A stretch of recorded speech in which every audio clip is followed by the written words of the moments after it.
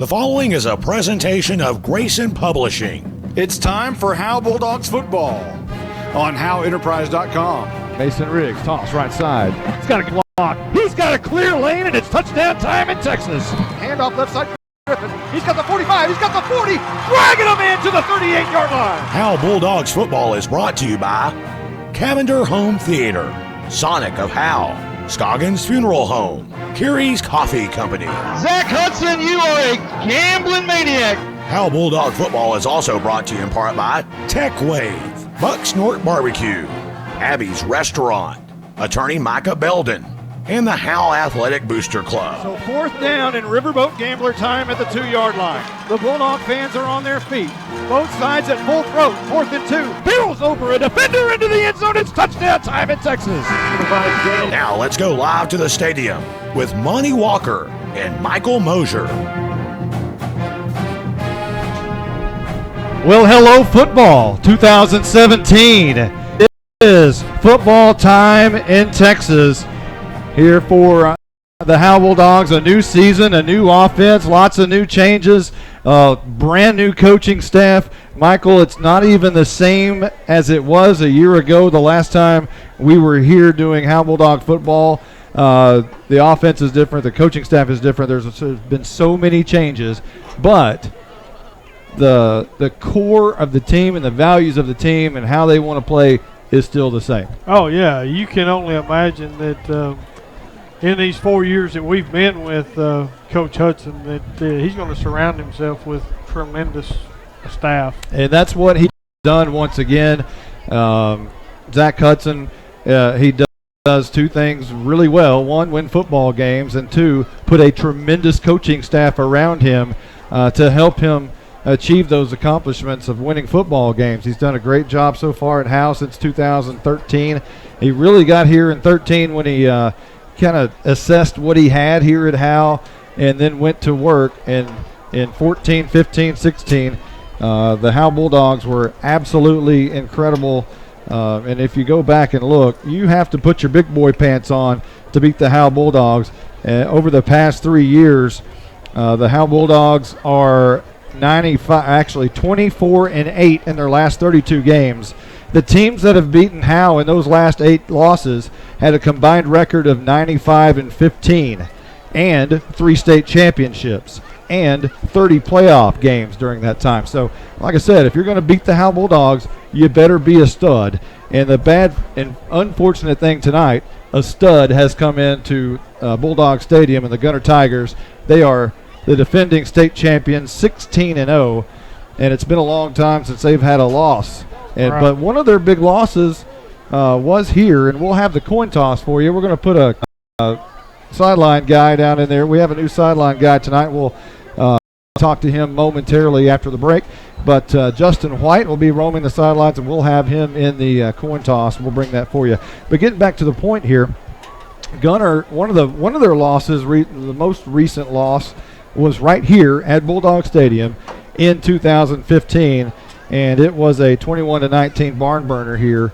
And I tell you what, it was a lot of fun that night. But what we remember about that night is a kid named Dylan Jantz. He was a sophomore, and we thought, oh, we got 2 more years of this kid, right. And here he is, finally a senior, and maybe this is the last year we have to deal with Dylan Jantz. This may be a barn burner tonight, too. I figure it's going to be a good ball game. Yeah, we are going to take a quick timeout. When we come back, we'll talk to Justin White, but let's do that real quick before the captains come out. We're going to take a quick one, and we'll of the year. Be right back.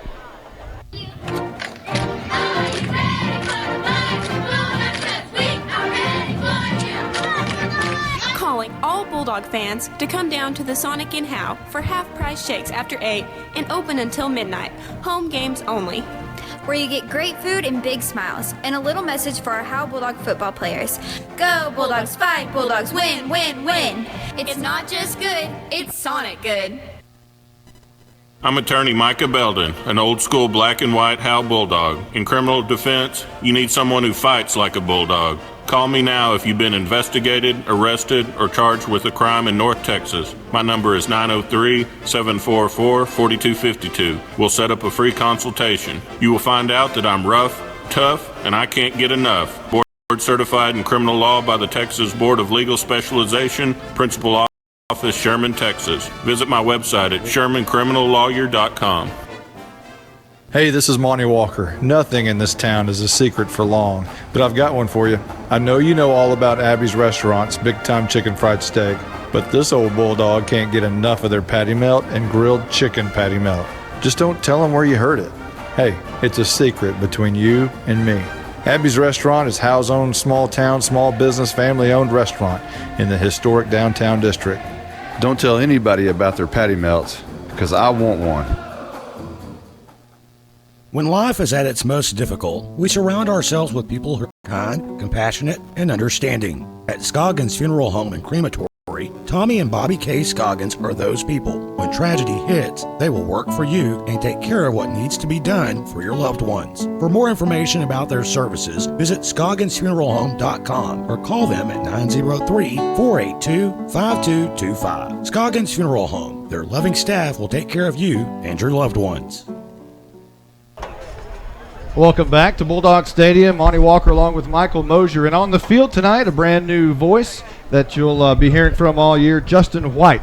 Justin, what's going on down on the sidelines? Good to be with you guys this evening. Beautiful night for football, right? That's absolutely right. Yeah, as I was roaming here to the sidelines and just thinking about tonight, it's a good night for two reasons. One reason is because it is opening night for Howe High School football, but also, too, you know, it's not as hot as it usually is in opening games. You know, it's about 83 degrees here right now.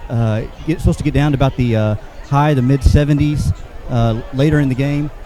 Looking at the flags, there's just a slight breeze coming through here from north to south.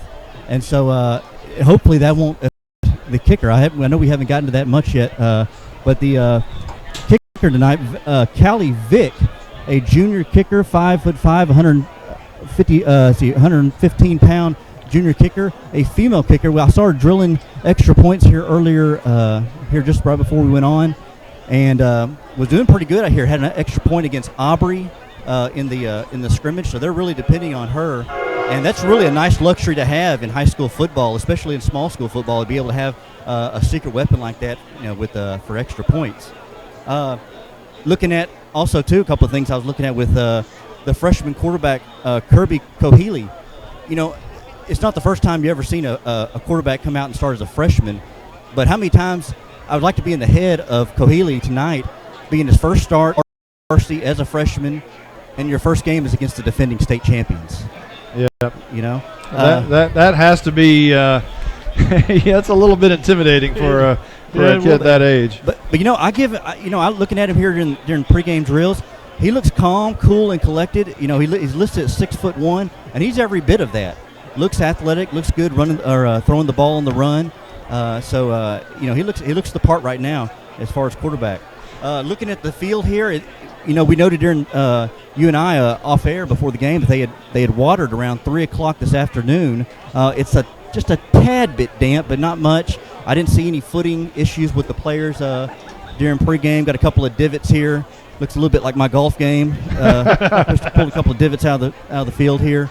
But overall, it looks pretty pristine. It'll be kind of interesting to see, though, once you kind of get running in the middle, in between the hashes, what that'll be like.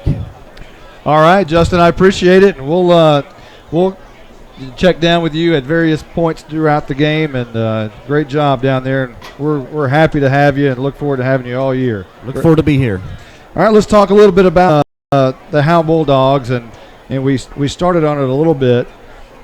24-8 over the last 32 games, and if you're going to beat Howe, you better be big boys.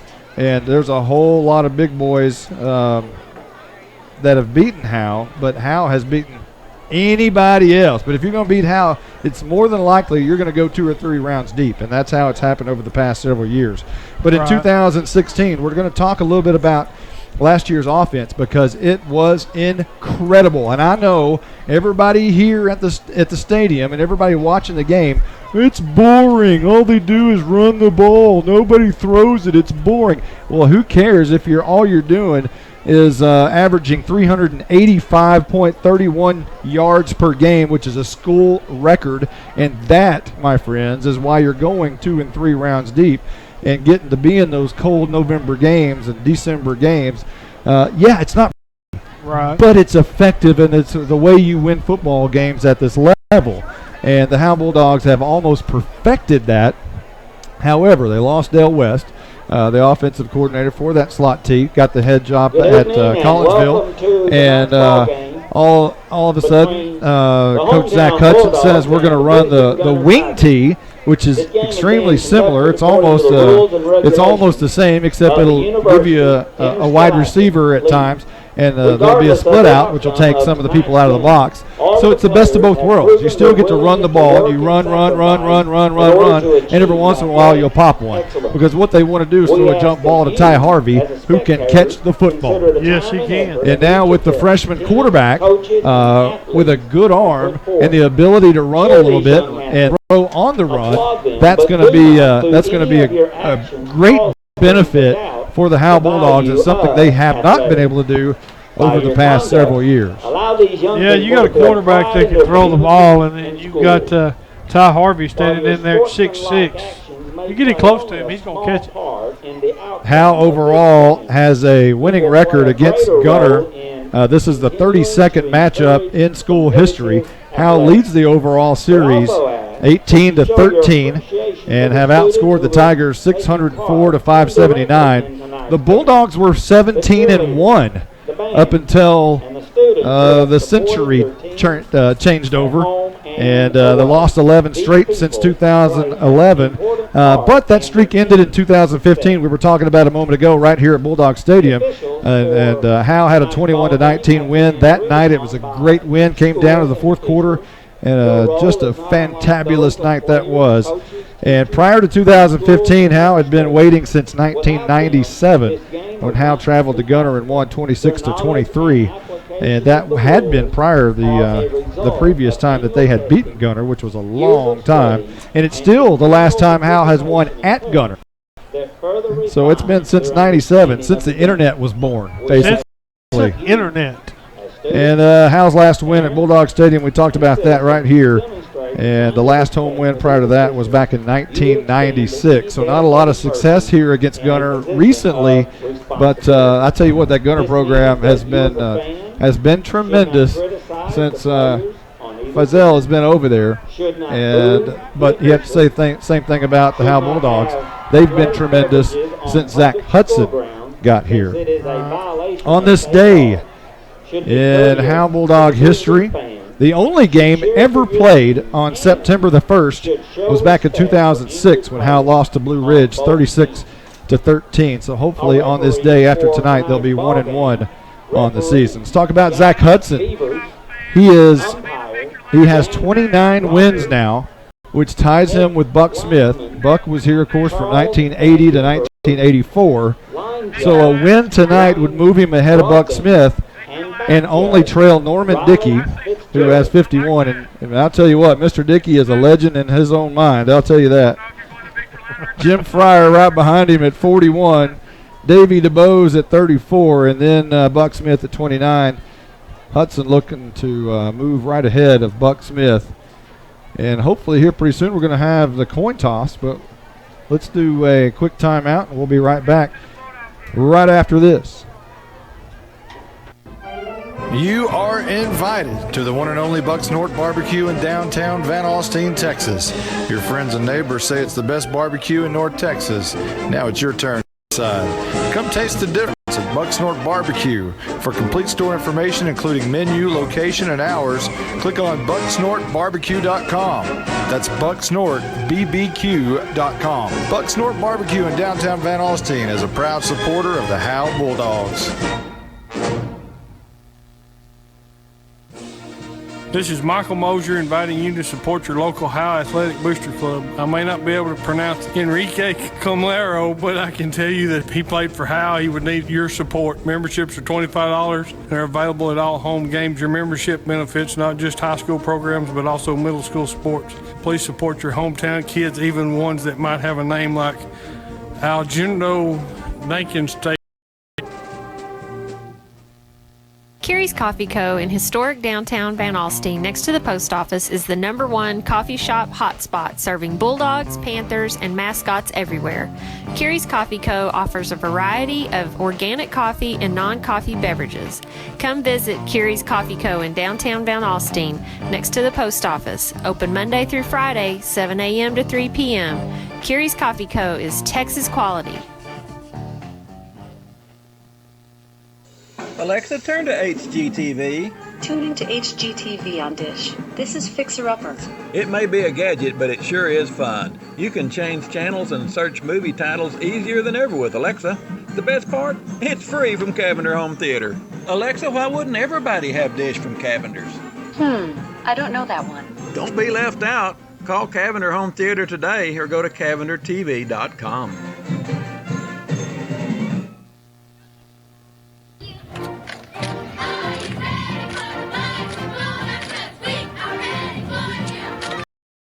Calling all Bulldog fans to come down to the Sonic in Howe for half-price shakes after 8 and open until midnight.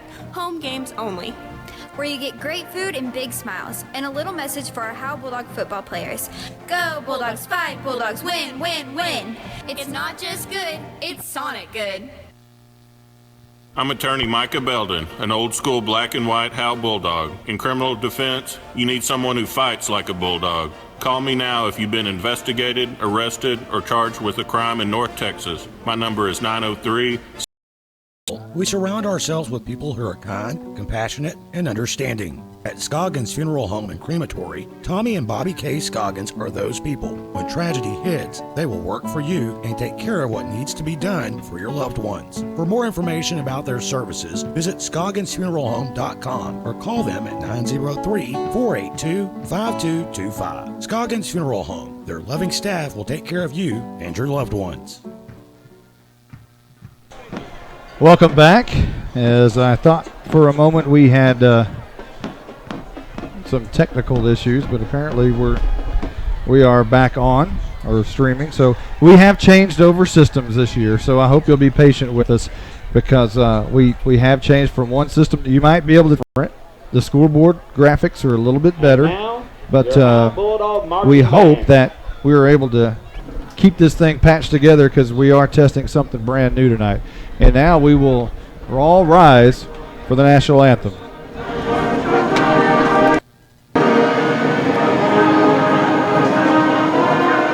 Actually, this is the Howe School song.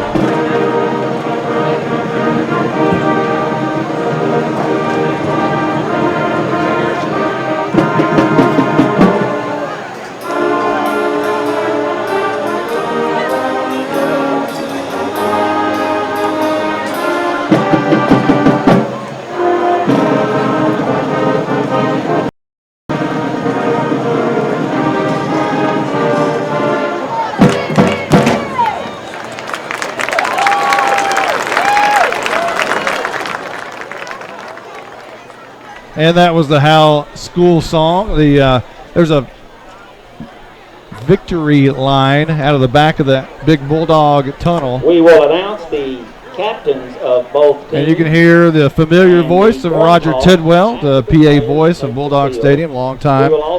And he's also the pastor at First Baptist Church in Howe, a familiar voice. And I tell you what, it's good to be back here at Bulldog Stadium and hearing the sights and the sounds and everything that goes on here because it is football time in Texas, and I cannot wait for touchdown time in Texas tonight for the Howe Bulldogs.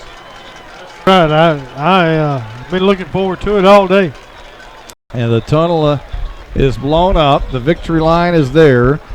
Gunter has their tunnel over here on the south end zone. The Bulldogs are in the north end zone. Howe's going to come out in all black tonight. Black pants, black socks, black shoes, black helmets, and black jerseys with white numbers. That's a very intimidating look. Howe also has the white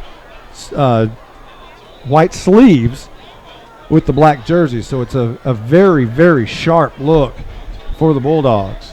And they are now coming out. They're in the end zone, in that north end zone, warming up.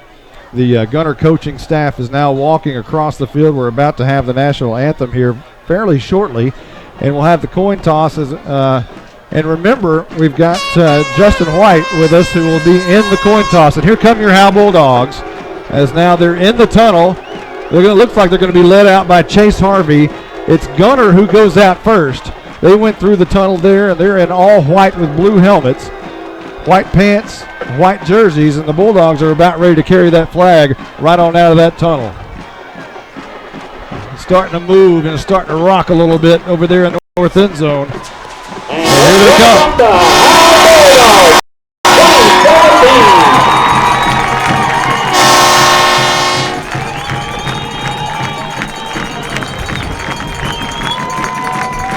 Clay Marshall carries the Texas flag, and Andrew Griffin carries the Bulldog flag. And what do we say about Andrew Griffin? Andrew Griffin. He's all Griffin. He is all Griffin. So the captains will be Clay Marshall, Ty Harvey. Did I say Chase Harvey a minute ago? It was Ty Harvey. And Dylan Moreau. And looks like Andrew Griffin. So on the flip side over there, it's going to be Zach Lowe and the quarterback, Dalen Bauer. So Bauer and Lowe. Lowe's the all-state line. Tonight's ball game. And now we'll have Justin White, our sideline announcer, will be right inside the coin toss. We'll give it to him. Number 85.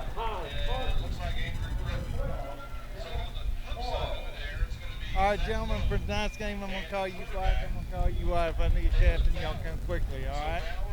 Like you're the home, like you're the visiting team. You're going to call a toss in here. That's tails and heads. Tails, heads. What's your call? Tails. What did he call? You had one dog. One deferred. One deferred the second half. And Gunter? And Gunter has won the toss, as you heard right there. They deferred to the second half, and it appears Howe's going to receive here to start the game. Gunter has turned their back to the north end zone. Howe will be moving right to left to start this football game and receiving. So trying to put some points on the board early. And we'll check with Justin White. Justin, how was that coin toss down there? Look good here. You know, these guys right here, I tell you what, big old Clay Marshall, I tell you what, 6'1", 295, he is every bit of it. He's a big boy down here. Some big guys here on the Bulldogs. All right, we're ready for the national anthem. Everyone is removing their caps, and we're just about ready. The Boy Scouts are in the end zone getting the flag ready to run up the flagpole, and the Pride of Howe marching band will play our national anthem.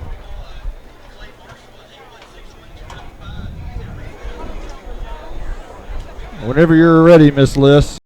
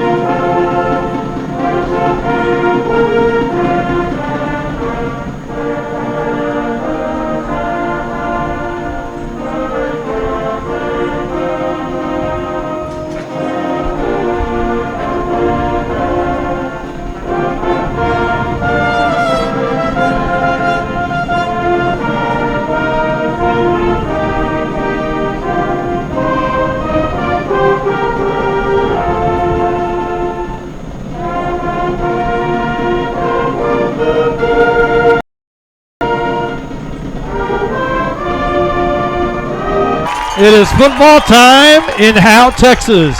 Gunter, the state champions, defending state champions, have entered Bulldog Stadium 16-0 a year ago, and the Howe Bulldogs with brand new coaches and a complete new staff and a new offense will try it out tonight here in just a moment as we're just about ready to see that brand new Michael Hartsfield wing tee as he's brought it in as, again, Dale West a year ago had the most prolific Howe offense in the school history, but he's gone.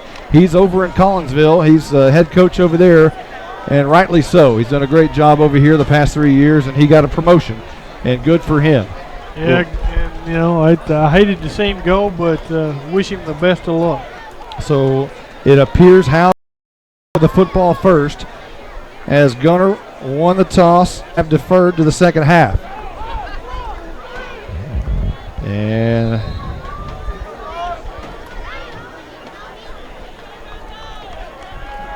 doing the kicking for Gunter is going to be Evan Gonzalez, right-footed kicker. Ball's on the 40.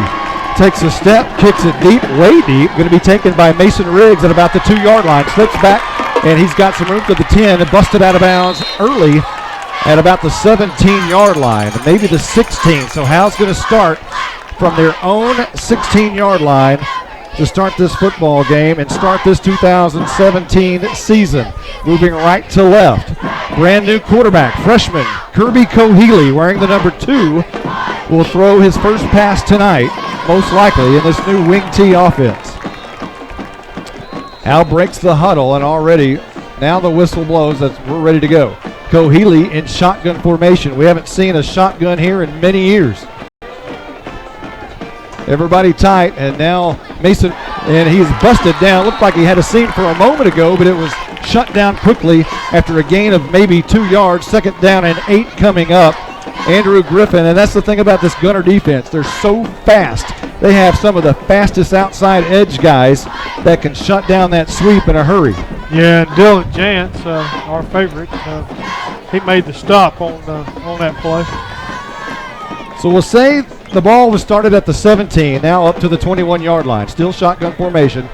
2 men in the backfield, handoff, and Griffin once again, he'll fight forward to about the 22, maybe a yard gain on the play. It'll bring up 3rd and long, and this is Ty Harvey time. This is why you're in the wing T. They can split Harvey out and see what happens here. You can throw a jump ball for about 5 yards and see if Cohealy can hit Harvey or even Devin Porter, the tight end system, but a big target. Porter 6'3". Nobody split out wide. Harvey the wing back here, and Cohealy in shotgun, 2 backs, and he's going to keep it himself right up the middle, and he'll gain a yard. It'll be 4th down and punt time. He gained about 3 yards as they'll spot the ball at about the 26. Marking for 4, and it's punt time for Howe starting this football game. Yeah, good penetration up front by the Tigers. Hunter Cheatham is back to punt. Dylan Moreau will protect for him right in front. And Cheatham's punt, right-footed, high wobbly kick past the midfield stripe, takes a good Howe bounce inside the 40, and to be on the far side, killed at about the 37-yard line, and that's where Gunter will start for the first time in 2017. There's 10:06 on the clock. We are underway. Early going, Stadium, no score. Yeah, it's good to see Winston Moss down that ball there on the sideline. It's good to see him back. Yeah, he's been out for quite some time. Guys, I'm going to tell you real quick here. It was kind of funny that first play, Coach Hudson's in midseason form. He was already animated out there yelling at one of his players to get a block on that first play of the game. 1st and 10, left to right, shotgun formation for Gunter. And this is going to be a quarterback keeper right up the middle, met immediately right at the 40, a gain of 2. Dalen Bauer was met hard right up. Andrew Griffin, doing Andrew Griffin. He met him hard right there in that hole. They call it a 3-yard gain up to the 40. And with 9:47 and rolling here in the first quarter, no score. Shotgun for Bauer again. This time he's going to toss right side, and that's Jantz. Look out. He's got the 50. He's got the 40. With that speed, you can kiss him goodbye. He is gone. Touchdown Gunter. It didn't take him long. On the second play of the season, Jantz goes 60 yards. Yeah, Gunter got out there and sealed that outside edge. And he's got enough speed. Once he got out in the open field, he was gone. 9:32 on the first quarter clock. And in for the 2-point conversion, I believe, is Bauer. Yes, sir. So already Gunter up 8-0 with 9:32 on the clock here in the first. We'll take a quick timeout. We'll be right back right after this. You are invited to the one and only Bucks North Barbecue in downtown Van Alstyne, North Texas. Now it's your turn to decide. Come taste the difference of Bucks North Barbecue.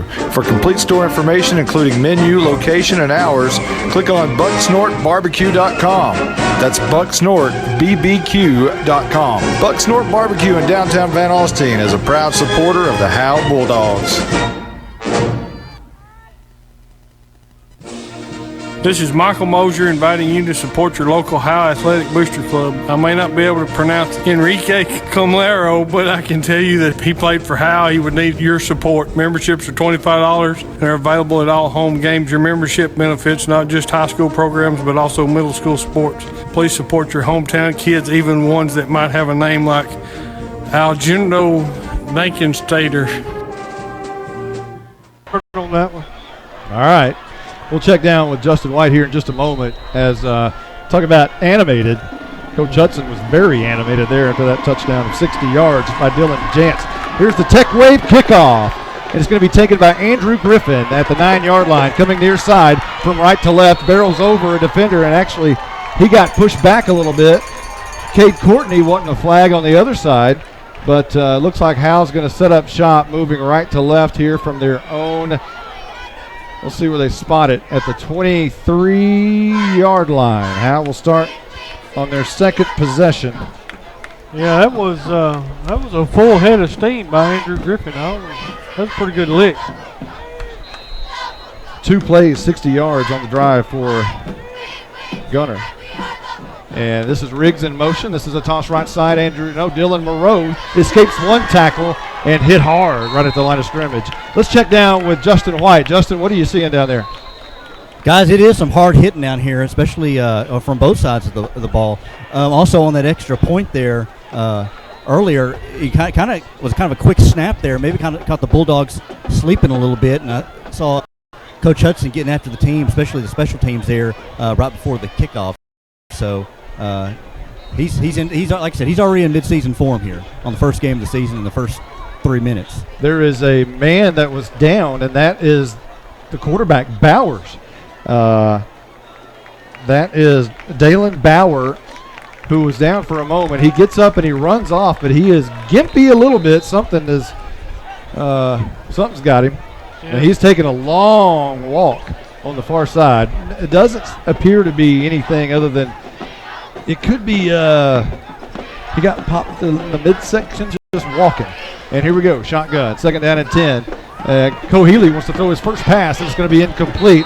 Some miscommunication between Cade Courtney as he didn't look back.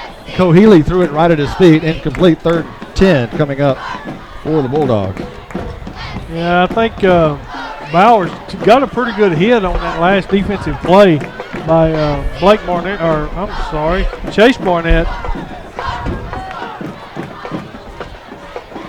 So 3rd and 10, and this is going to be Hunter Cheatham bringing the play in. Again, Howe only 5 yards off the line of scrimmage when they huddle up. And now Harvey will come near side, split out. Shotgun, and they're going to toss right side, and that's Moreau, and he's brought down after maybe a yard. So again, that speed of the Gunter Tigers is giving absolutely nothing to the Howe Bulldogs. A gain of 2 up to the 25, and guess what? It's punt time again.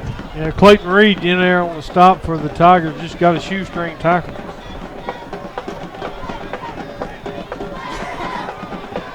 So Cheatham to punt it. Another high, this time a back end over end, and it'll be caught out of bounds by Zach Lowe. I believe that's not. It's Ethan Everson. Yeah, he caught it standing out of bounds on the sidelines. And Gunter this time will take over possession in Howe territory, just shy of midfield at the 47. So 8:17 on the clock here in the first quarter, and Gunter leads 8-0. And have the ball back at the Howe 47-yard line. Again, only 2 plays, 60 yards on the last drive. Let's check down with Justin White. Guys, I think right now they're going over with the offensive linemen on blocking assignments. You know, this is a similar offense, but still different. So I think the blocking assignments is the biggest change this season from what I understand. Right now, the offensive line, all 5 of them are right there really listening intently from the chalk talk. All right, thank you, Justin. They're spotting the ball now, talking about it, at the 47-yard line. I think it was a face mask penalty, Monty, on that return. Well, moving the chain. Yeah. They are going to move it back. They'll push it back to the 40. What was it, the 48-yard line? So now, instead of starting at the Howe 47, they'll start at their own 48. No, 43-yard line. Sorry about that. 43-yard line. Left to right, rather. Man in motion. This is a handoff to the right side, brought down almost immediately. A great play there. Great penetration. Chase Harvey came from the left edge, and he was right there. No gain on the play. Let's go over the defense real quick. Chase Harvey, the right defensive end. The left defensive end, Cameron Blesseye. Chris Garrison, Dyson Dillard, Andrew Griffin, Dylan Moreau, Winston Moss, Cade Courtney, Chase Barnett, and Mason Riggs on defense. And now it looks like Howe's jumped off sides. Yeah, it looked like Chris Garrison may have jumped off sides there again for the Bulldogs. Will now be, it was going to be second down and 9. Will now be second down and 4. So they'll spot the ball now at the 49-yard line. Just shy of midfield. Bauer in shotgun. 2 flanks, and those are speed flanks in the slots. Jantz, and we haven't even mentioned his twin, Braden Clopton, who's just as fast. And this is going to be a screen out to Clopton. He darts one defender straight down the sideline, spins out of a tackle, and then brought down by Courtney at about the 36-yard line in Howe territory. Clopton, he got the ball and just used his great speed and went straight up the sideline. Yeah, put a little bit of a juke move on Winston Moss and got a good 10 yards out of it. They're going to spot the ball at the 37, so it'll be first and 10 left to right for Gunter from the Howe 37-yard line. 7:06 on the clock here in the first quarter. 8-0, Gunter in the lead. Bauer, handoff. No, he's going to keep it around the left edge, and he's got some room and finally brought down by Harvey, the safety. Went right at the first down marker, so enough for about 10 yards on the quarterback keeper. They faked the hand to the fullback and then followed him through the hole. Yeah, good field penetration for Gunter. They're opening those holes. Unfortunately, open those holes pretty wide. Ball spotted at the 26-yard line. Give him 11 yards on that first down run for Bauer. Low, the 1 back and 2 slots. And this is going to be the reverse coming near side to Jantz, but he spins out of it. Tony Dorsett style, going back the other way. Makes another defender move. Now he comes back the other way. Tony Dorsett again to the near side. Being chased down. He's got the 15 to the 10 to the 5. Makes a cut at the goal line. Is he in? It is a touchdown for Gunter and a crazy 2-time Tony Dorsett type of run. Yeah, that was one of them runs you just hate to see against us anyway.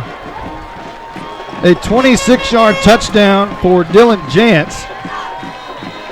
And he's already had one for 60. And this is Bauer again on the 2-point conversion. And he's drugged down this time by Mason Riggs and not going to get in for the conversion.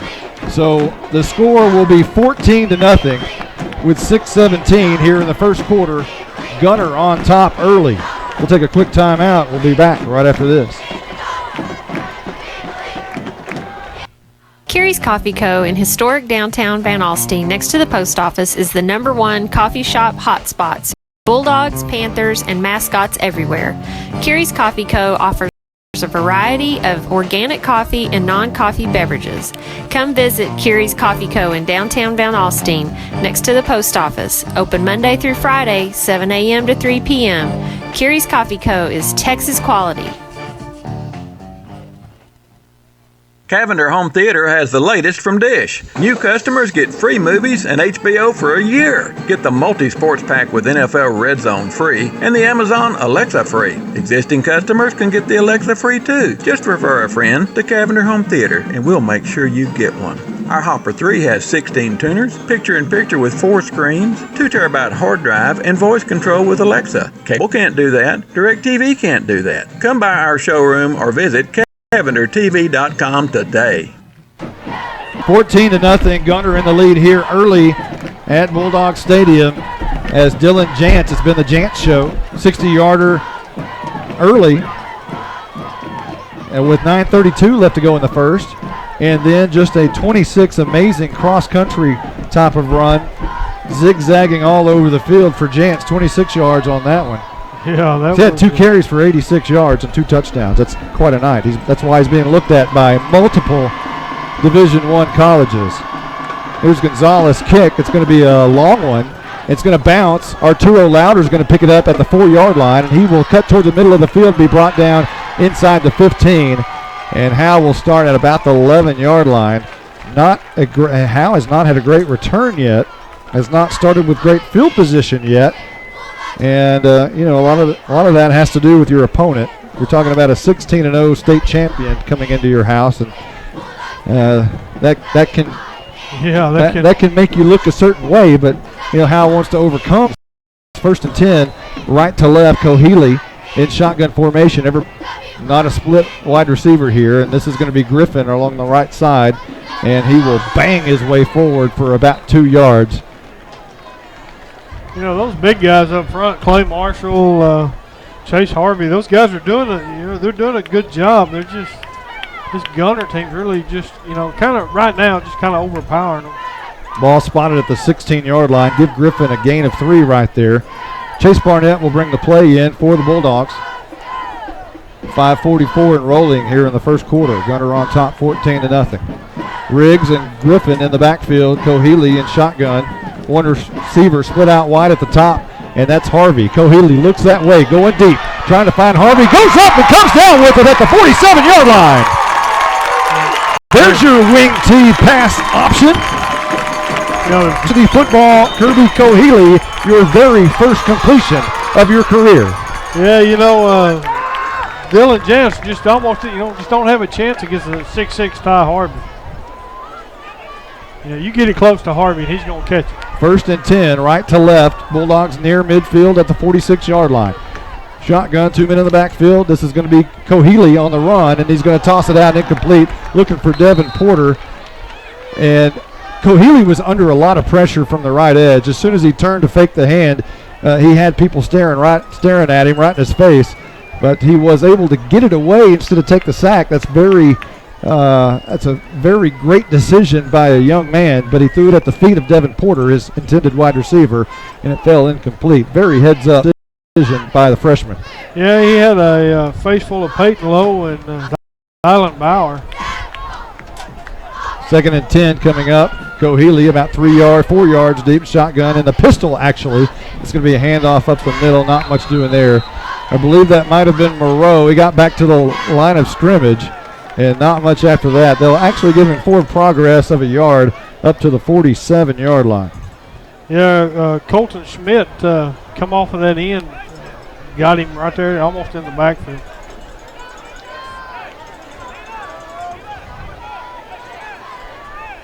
So 3rd and 9 coming up. And Harvey will come near side, split out wide to the left. In the pistol is Cohealy. Drops back 2 steps, looks to Harvey. Throwing the jump ball up. Harvey has it knocked away. He had it in one hand. The left hand was up, but Clopton was right there to kind of not interfere with him, but interfere with his ability to catch the football. And it'll be 4th down and 9, which the punt team will come on for the Howe Bulldogs. Clopton, he, like you say, stayed with him. It just got right in that field of vision there. And maybe just distracted him a little. And Cheatham is going to boot this one end over end. Low line drive kick. Going to bounce once and now be taken by Zach Lowe, I believe. But be brought down at about the 27-yard line. So Gunter's going to start deep for the very first time. And Howe says there's a scramble for the ball. Yeah, but apparently not. It was a great tackle by Ty Harvey and Chase Barnett. But it looked like the ball got loose for a minute. I think that was Ethan Everson on the return for Gunter. And they'll take over from, let's see, there's 4:16 on the clock. And they'll spot the ball at the 28-yard line. So they'll start the deepest they have started so far. Gunter initially took their first possession at their own 37 and then their own 48. Their own 48. 43 rather. And now their own 28. And that's a new quarterback in for Gunter. That is Everson. And also the backup running back instead of Zach Lowe, that's Peyton Lowe. And Peyton Lowe will get the carry here. And he'll drag a couple of defenders forward for about 3 yards. And now there's a fumble on the play, and Howe says they have it. Yes, Chris Garrison stripped it out of Lowe's hands as he was going to the ground. Coach Zagleski is going nuts. He's jumping up and down about 4 or 5 times. The new defensive coordinator is extremely happy as Howe stripped the ball and is going to turn it the other way. He sure did. As he went by, Garrison just reached out and grabbed it and said, "Hey, I'll take that from you." Yeah, that was a good strip there. He stripped and recovered his own Garrison.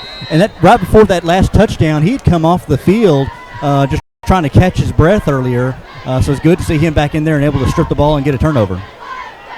All right, first down and 10, right to left. Howe headed towards that north end zone. Harvey split out wide to the left. Hunter Cheatham in the slot. Cohealy rolls out left, looking down the field. Hunter got Cheatham wide open, but just missed him. Threw it out of bounds over his head. That was an opportunity right there, but the freshman quarterback just missed him. So it'll be second down and 10. Well, I'm sure, like we talked about earlier, probably got a little bit of nerves. It'll wear it off here in a little bit. We're just into the first quarter. So. Yeah, you talk about a freshman quarterback playing your very first varsity game under Friday Night Lights against the defending state champions. Come on, there's got to be a little. Maybe a few. In the pistol, Cohealy with 2 at the 30. But a gain of about 4 for Cohealy. That was a great downfield block by Clay Marshall.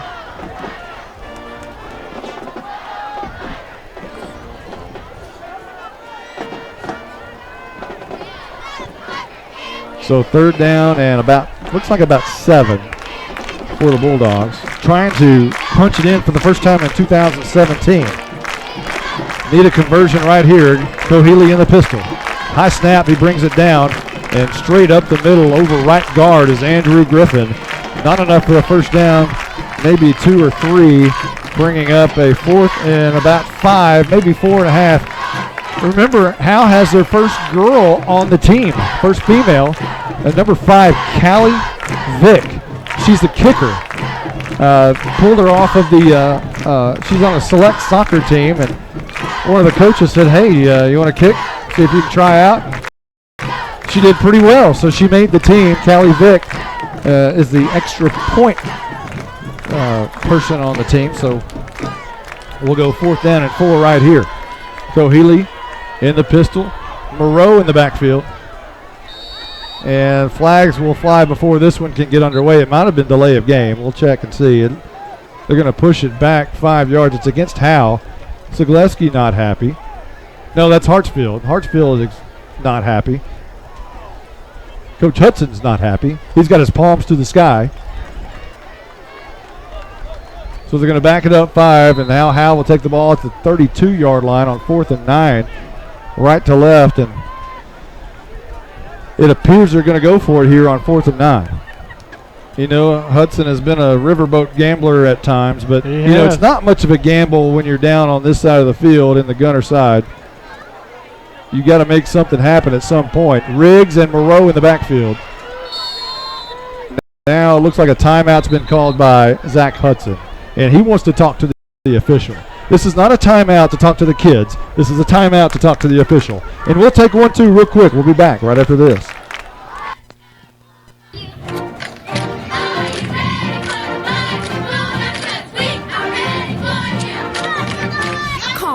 Bulldog fans to come down to the Sonic in Howe for half-price shakes after 8 and open until midnight. Home games only. Where you get great food and big smiles, and a little message for our Howe Bulldog football players.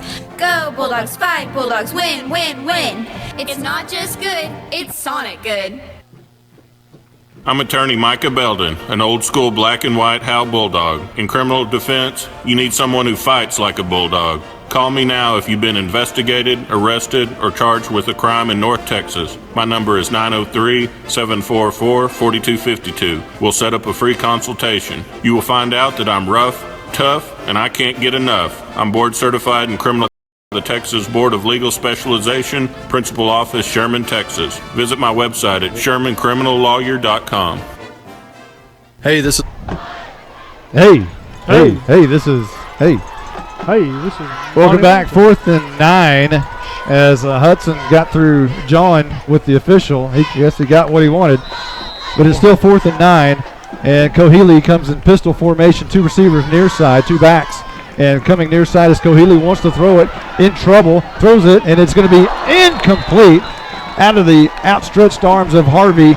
He tried for it, but it was just a little bit out of reach, and it would have been right at the first down marker. So the ball will turn over on downs, and Gunter escapes their fumble as Howe's not able to come up with any momentum out of that. All right. Now, I would say that Hudson may not have got what he wanted, but he got his point across. He got his point across. I guarantee you on that. You know, I love to see him animated. I love to see the fire and the intensity that he has. Go ahead. I think when he has that type of intensity, so do the kids. Ball spotted at the 28-yard line. Gunter will take over right there. This is where they were a moment ago when they fumbled. 1st and 10, left to right. And this will be a toss. Jantz, look out. Here he comes. Darts and escapes out of a defender, and he finally is corralled for the first time tonight. But it took 2 defenders, Cade Courtney and Ty Harvey, to bring him down, and finally corralled Jantz. Yeah, they got him slowed up there at the line of scrimmage just enough to for Harvey to get there. Gain of about 4, maybe 5. Second down coming up. Ball at the 32-yard line, giving 4 yards. Bauer back in the game. No more of this second team stuff as they came out in one play and fumbled. And now the first team is right back out. Bauer in the gun, and he's going to keep it around the left edge. He's got a lot of room, gets some great blocks around the left edge, and Courtney will finally bring him down just past the midfield stripe at the 48 inside Howe territory. You know, I'm not real sure why Gunter's right tackle was lined up about 3 yards from his tackle. 20-yard gain there by the quarterback Bauer.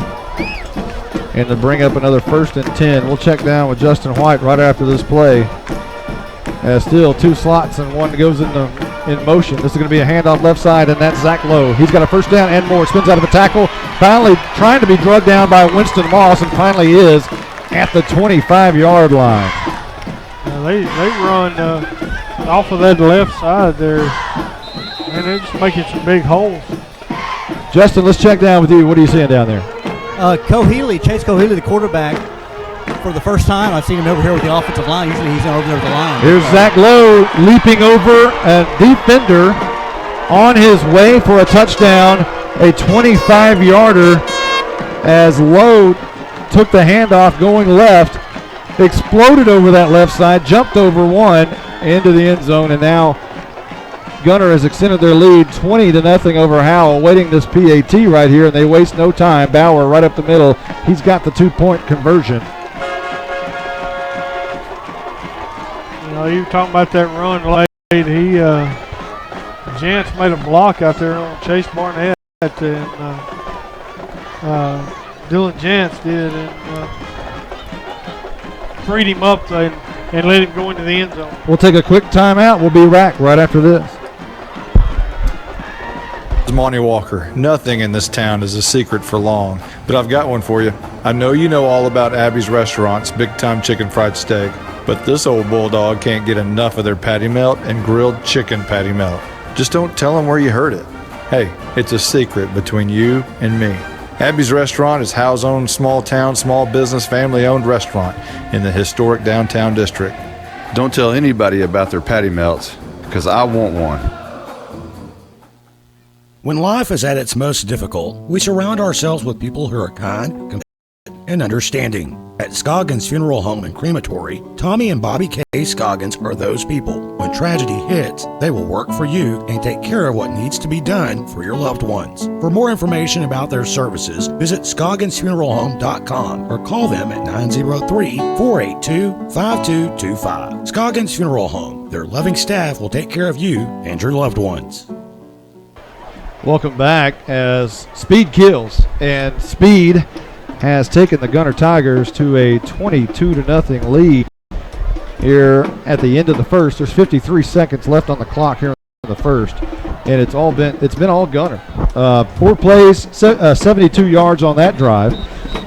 They have also put together While we have a minute, a 4-play 52-yard drive and a 2-play 60-yard drive. Found and turned into the press And box. don't forget, they're going to get the ball back to start the second half. Yes, and this has been the longest first quarter I can remember. Up to the booth.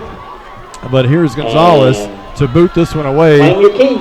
from left to right. So far, he's kicked it way back deep in the right corner, in the near corner. Andrew Griffin's back out there now. It's going right to him. It's going over Griffin's head. He's telling Riggs, hey, go get it. And it goes out of the back of the end zone. Thankfully for the Bulldogs, there's confusion there between Riggs and Griffin as to who was going to go get that ball. So Howe will start at their own 25. I think it's the 25 now, isn't it? Isn't that the rule? Yes, sir, I believe so. They will start at their own 25 with 53 seconds left to go before the second quarter. It's been a long first quarter. It has been a long first quarter.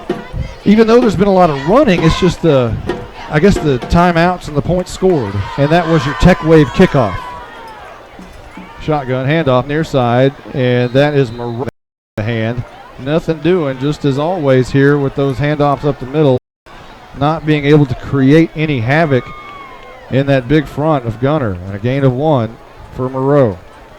Yeah, tackle made by Keenan Majors for the Tigers. He's been a key all evening on their defense. Well, if you recognize that name, Majors, he's the son of the county judge, and had a chance to visit with him this morning at a chamber breakfast, and the county judge will be here at halftime, as I'm sure he'll be all smiles at half as we visit with him about his favorite South Grayson County team, the Gunter Tigers. But he will say the Howe Bulldogs jump off sides right there. Devin Porter was the guilty tight end who moved just a little bit early, and now instead of second down and 9, it's going to be second down and much longer than that. Yeah, it looked like when Devin Porter jumped offside, Mason Riggs went with him. Guys, I was going to say earlier, right before that touchdown, Chase Cohealy was with the offensive line there on the sidelines earlier. That was the first time I've seen him with the offensive line during this game. So apparently everybody just trying to get on the same page. And from that last penalty they had, they're still trying to get things together. That is the end of the first quarter. Gunter leading 22-0. We'll take a quick timeout. We'll be back with more action to start the second here in just a moment. You are in to the one and only Bucks North Barbecue in downtown Van Alstyne, Texas. Your friends and neighbors say it's the best barbecue in North Texas. Now it's your turn to decide. Come taste the difference at Bucks North Barbecue. For complete store information, including menu, location, and hours, click on bucksnorthbarbecue.com. That's bucksnorthbbq.com. Bucks North Barbecue in downtown Van Alstyne is a proud supporter of the Howe Bulldogs. This is Michael Mosier inviting you to support your local Howe Athletic Booster Club. I may not be able to pronounce Enrique Comlero, but I can tell you that if he played for Howe, he would need your support. Memberships are $25 and are available at all home games. Your membership benefits not just high school programs, but also middle school sports. Please support your hometown kids, even ones that might have a name like Aljundo Dankenstater. Curious. This is Michael Mosier inviting you to support your local Howe Athletic Booster. Don't you want to hear that one again? I do. That's a great one right there. Hey, I'm fond of that one. Hey, Justin, can you smell them cowboy nachos they got over at the concession stand? I don't guess he heard me. Oh, maybe. There's some, let's talk about that. Talking about that. There's some cowboy nachos at the concession stand. Yeah, the FFA Booster Club running the concession stand. trying out something new tonight, cowboy nachos. Second down and 14 coming up. Cohealy is going to hand off to the right side.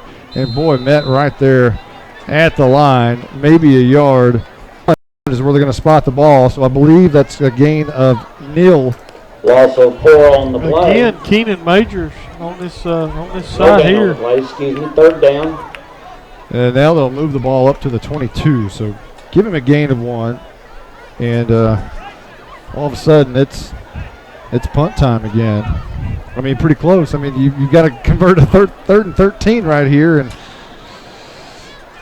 But if you're going to do it, hey, look who split out wide right. Right. Ty Harvey, pistol.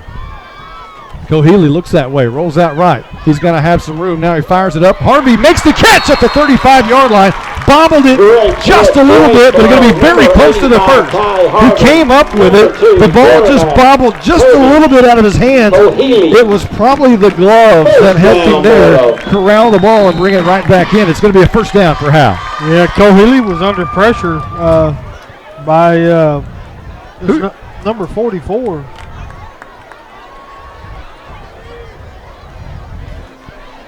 Gage Biggerstaff. So Cohealy toss right side Riggs, nothing doing there, is shooting the gap right in front of number 24, the offensive lineman there. For the Dogs. Was, I believe that was it was either Jantz or Clopton one. It was speed. No, it wasn't. It was Bryson Rigsby who broke that one up, and a loss for Howe back to the 34-yard line. Who needs a punt? I said, oh, here we go, punt. Yeah, We're getting ready to punt. See? Nope, you don't need to punt. Okay, so say we don't need a touchdown, so we'll score a touchdown. There we go. There we go. Split out wide left this time is Harvey. Cohealy pistol is going to run it to the right side, bank down after a gain of maybe 2. Up to the 34-yard line again. Unfortunately, it looked like Cohealy might have bumped off Michael Heimel and his own offensive lineman, and kind of tripped him up a little bit. We didn't have the senior spotlight this week, but we will resume that a week from now. So Mikey Heimel was going to be this week's senior spotlight, but we'll double him up with somebody. Split wide up top is Harvey on 3rd and 11. Cohealy rolls that way, throws it down the field, and it's going to be almost intercepted, and is at the 42-yard line. Gunter takes over at their own 42 on an interception by Clopton. And let's see what Justin White was able to see down there.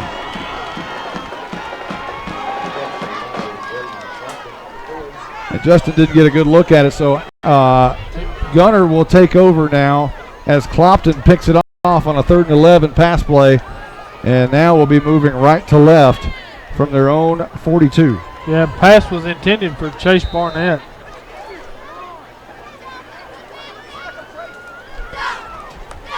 So 1st and 10. And Gunter coming back out on the field.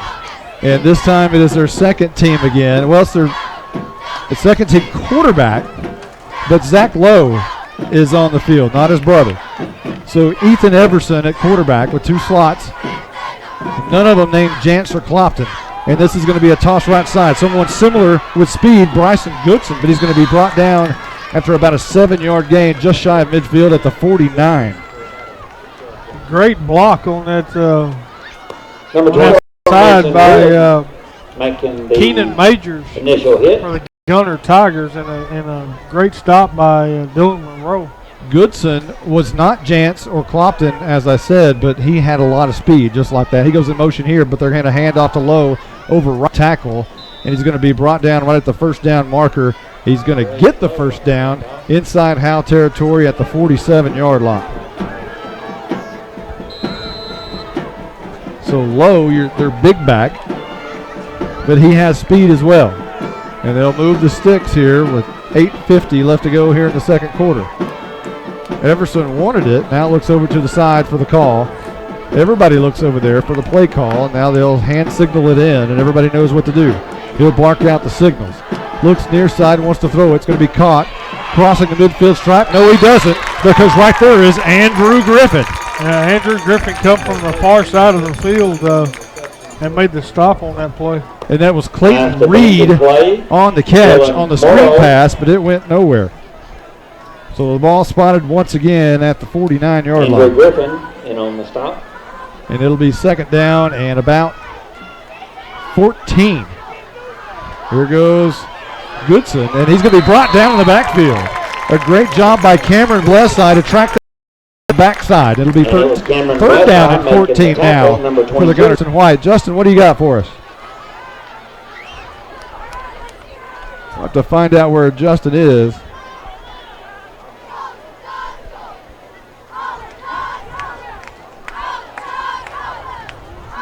We'll have to check on his battery. His battery might be dead. Sure. And on 3rd and 14, here comes the other reverse on the near side. And this time the ball's loose.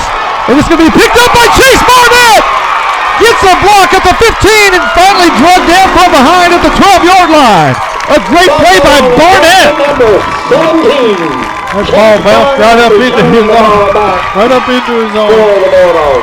Mama is happy, standing over here, yelling with her sunglasses on, waving that bell. Katrina Portman is pretty happy right now. 7:24 on the clock, and Howe's trying to get in the game after a fumble. Yeah, that's one of them that ball just bounced right up into his arms. That was Clayton Reed who got the end around reverse and fumbled, and Barnett picked it up. So it's 7:24. Howe takes over, and Cohealy throws in the end zone up for Harvey, and it's intercepted 8 yards deep in the end zone. Trying to hit Harvey in the end zone, and guess who it was? Dylan Jantz. Dylan Jantz. So Jantz, the ball was at the 14-yard line. Howe trying to punch it right there, but Jantz intercepts it. And we'll take a quick, well, they're going to come back in on the field. We can't take a timeout right now. But I don't know if we've got an issue with our sideline mic or not, but it is brand new. And I don't know, we'll have to test that one out during the next break. 7:16 on the clock as Dylan Jantz has spoiled the fun here at Bulldog Stadium. Just momentarily, the ball is going to be at the 20-yard line. And Jantz goes in motion, and this is going to be slung down from behind. Cameron Blesside. Blesside there, and also Chase Harvey was right there. Loss of maybe 1.5, maybe 2 yards. They'll spot it at the 19-yard line. Loss of a yard on the play. Tackles are lining up so far outside of their guards. Harvey just split the gap. Bauer under center will hand off to the right side. Nothing doing there, right up the middle. And that looks like a new ball carrier, and that's Peyton. Peyton Lowe. And they'll move the ball up to the 23-yard line. So a gain of 4 by Lowe. And we'll check that one out. Yeah, again, these Tigers, there's such a big gap in their offensive line. Dyson Dillard just shot the gap and made the stop in the backfield. So we got our sideline mic fixed. So we'll get Justin back down there. They just line it up so wide. Timeout on the field. Timeout. You can hear that by Roger Tidwell. A timeout's been called. 6:05 left to go before the half. 22-0 Gunter on top. Back in a moment. I may not be able to pronounce Enrique Comlero, but I can tell you that he played for. Would need your support. Memberships are $25 and are available at all home games. Your membership benefits not just high school programs, but also middle school sports. Please support your hometown kids, even ones that might have a name like Aljundo Nakenstater. Carrie's Coffee Co. in historic downtown Van Alstyne next to the post office is the #1 coffee shop hotspot serving Bulldogs, Panthers, and mascots everywhere. Carrie's Coffee Co. offers a variety of organic coffee and non-coffee beverages. Come visit Carrie's Coffee Co. in downtown Van Alstyne next to the post office. Open Monday through Friday, 7 a.m. to 3 p.m. Carrie's Coffee Co. is Texas quality. I just love Michael Mosier Booster Club commercial. I do too. Oh, hey, that's me. Third down now for Gunter, moving right to left. 6:05 on the second quarter clock. Bauer wants to throw, rolling out right. Throwing it at the first down marker for Jantz, and it's caught and out of bounds. Enough for a first down by 2 yards. And that'll move the sticks at the 31-yard line. About an 8-yard gain on the pass and catch from Bauer to Jantz. You know, I worked hard to get those names right. Yeah, you did. You did. Let's check down with, after this play, we'll check down with Justin White as it's a first down and 10. And this time, for one of the first times, we'll see 3 receivers out near. But Bauer is going to keep it over right guard. He's got a lane and makes a great move. He's going to be chased down by Dylan Moreau, but he makes a move on Moreau, but finally trucked down by Garrison right at the midfield stripe. Let's talk to Justin White down there. All right, guys, can you hear me okay? Yes, sir. All right, I had some good points earlier. No, unfortunately, nobody heard me. I'm sorry. That's okay. That's okay. Yeah, right now it's like kind of some slumped shoulders and just kind of maybe some bad body language. It's kind of a little frustration here for the Bulldogs as they're coming back to the sideline, still trying to figure this Gunter Tiger team out. It's a good, very good Gunter Tiger team. First and 10, and now back to that real tight slot look. 2 slots on either side, and Jantz goes in motion. They're going to give to Peyton Lowe over right tackle, brought down at the line of scrimmage. A helmet comes off, and a flag goes in. So we'll check this one. It looked like a black helmet that came off. Well, Peyton Lowe rather doesn't have a helmet either. I think it was a blue helmet that came off. It was a blue helmet. We have a penalty thrown near the 50-yard line. So we're going to sort this one out, and it looks like it's going to go against Howe. A personal foul. Ball was near the midfield stripe. Now they're going to be around about the 35. 36 is where they'll spot it. Look like a personal foul. Face mask is the call against the Bulldogs. Face mask might have ripped the helmet off of Peyton Lowe. First and 10. Lowe, a sophomore, he is the brother of Zach Lowe, the younger brother. Zach being the senior.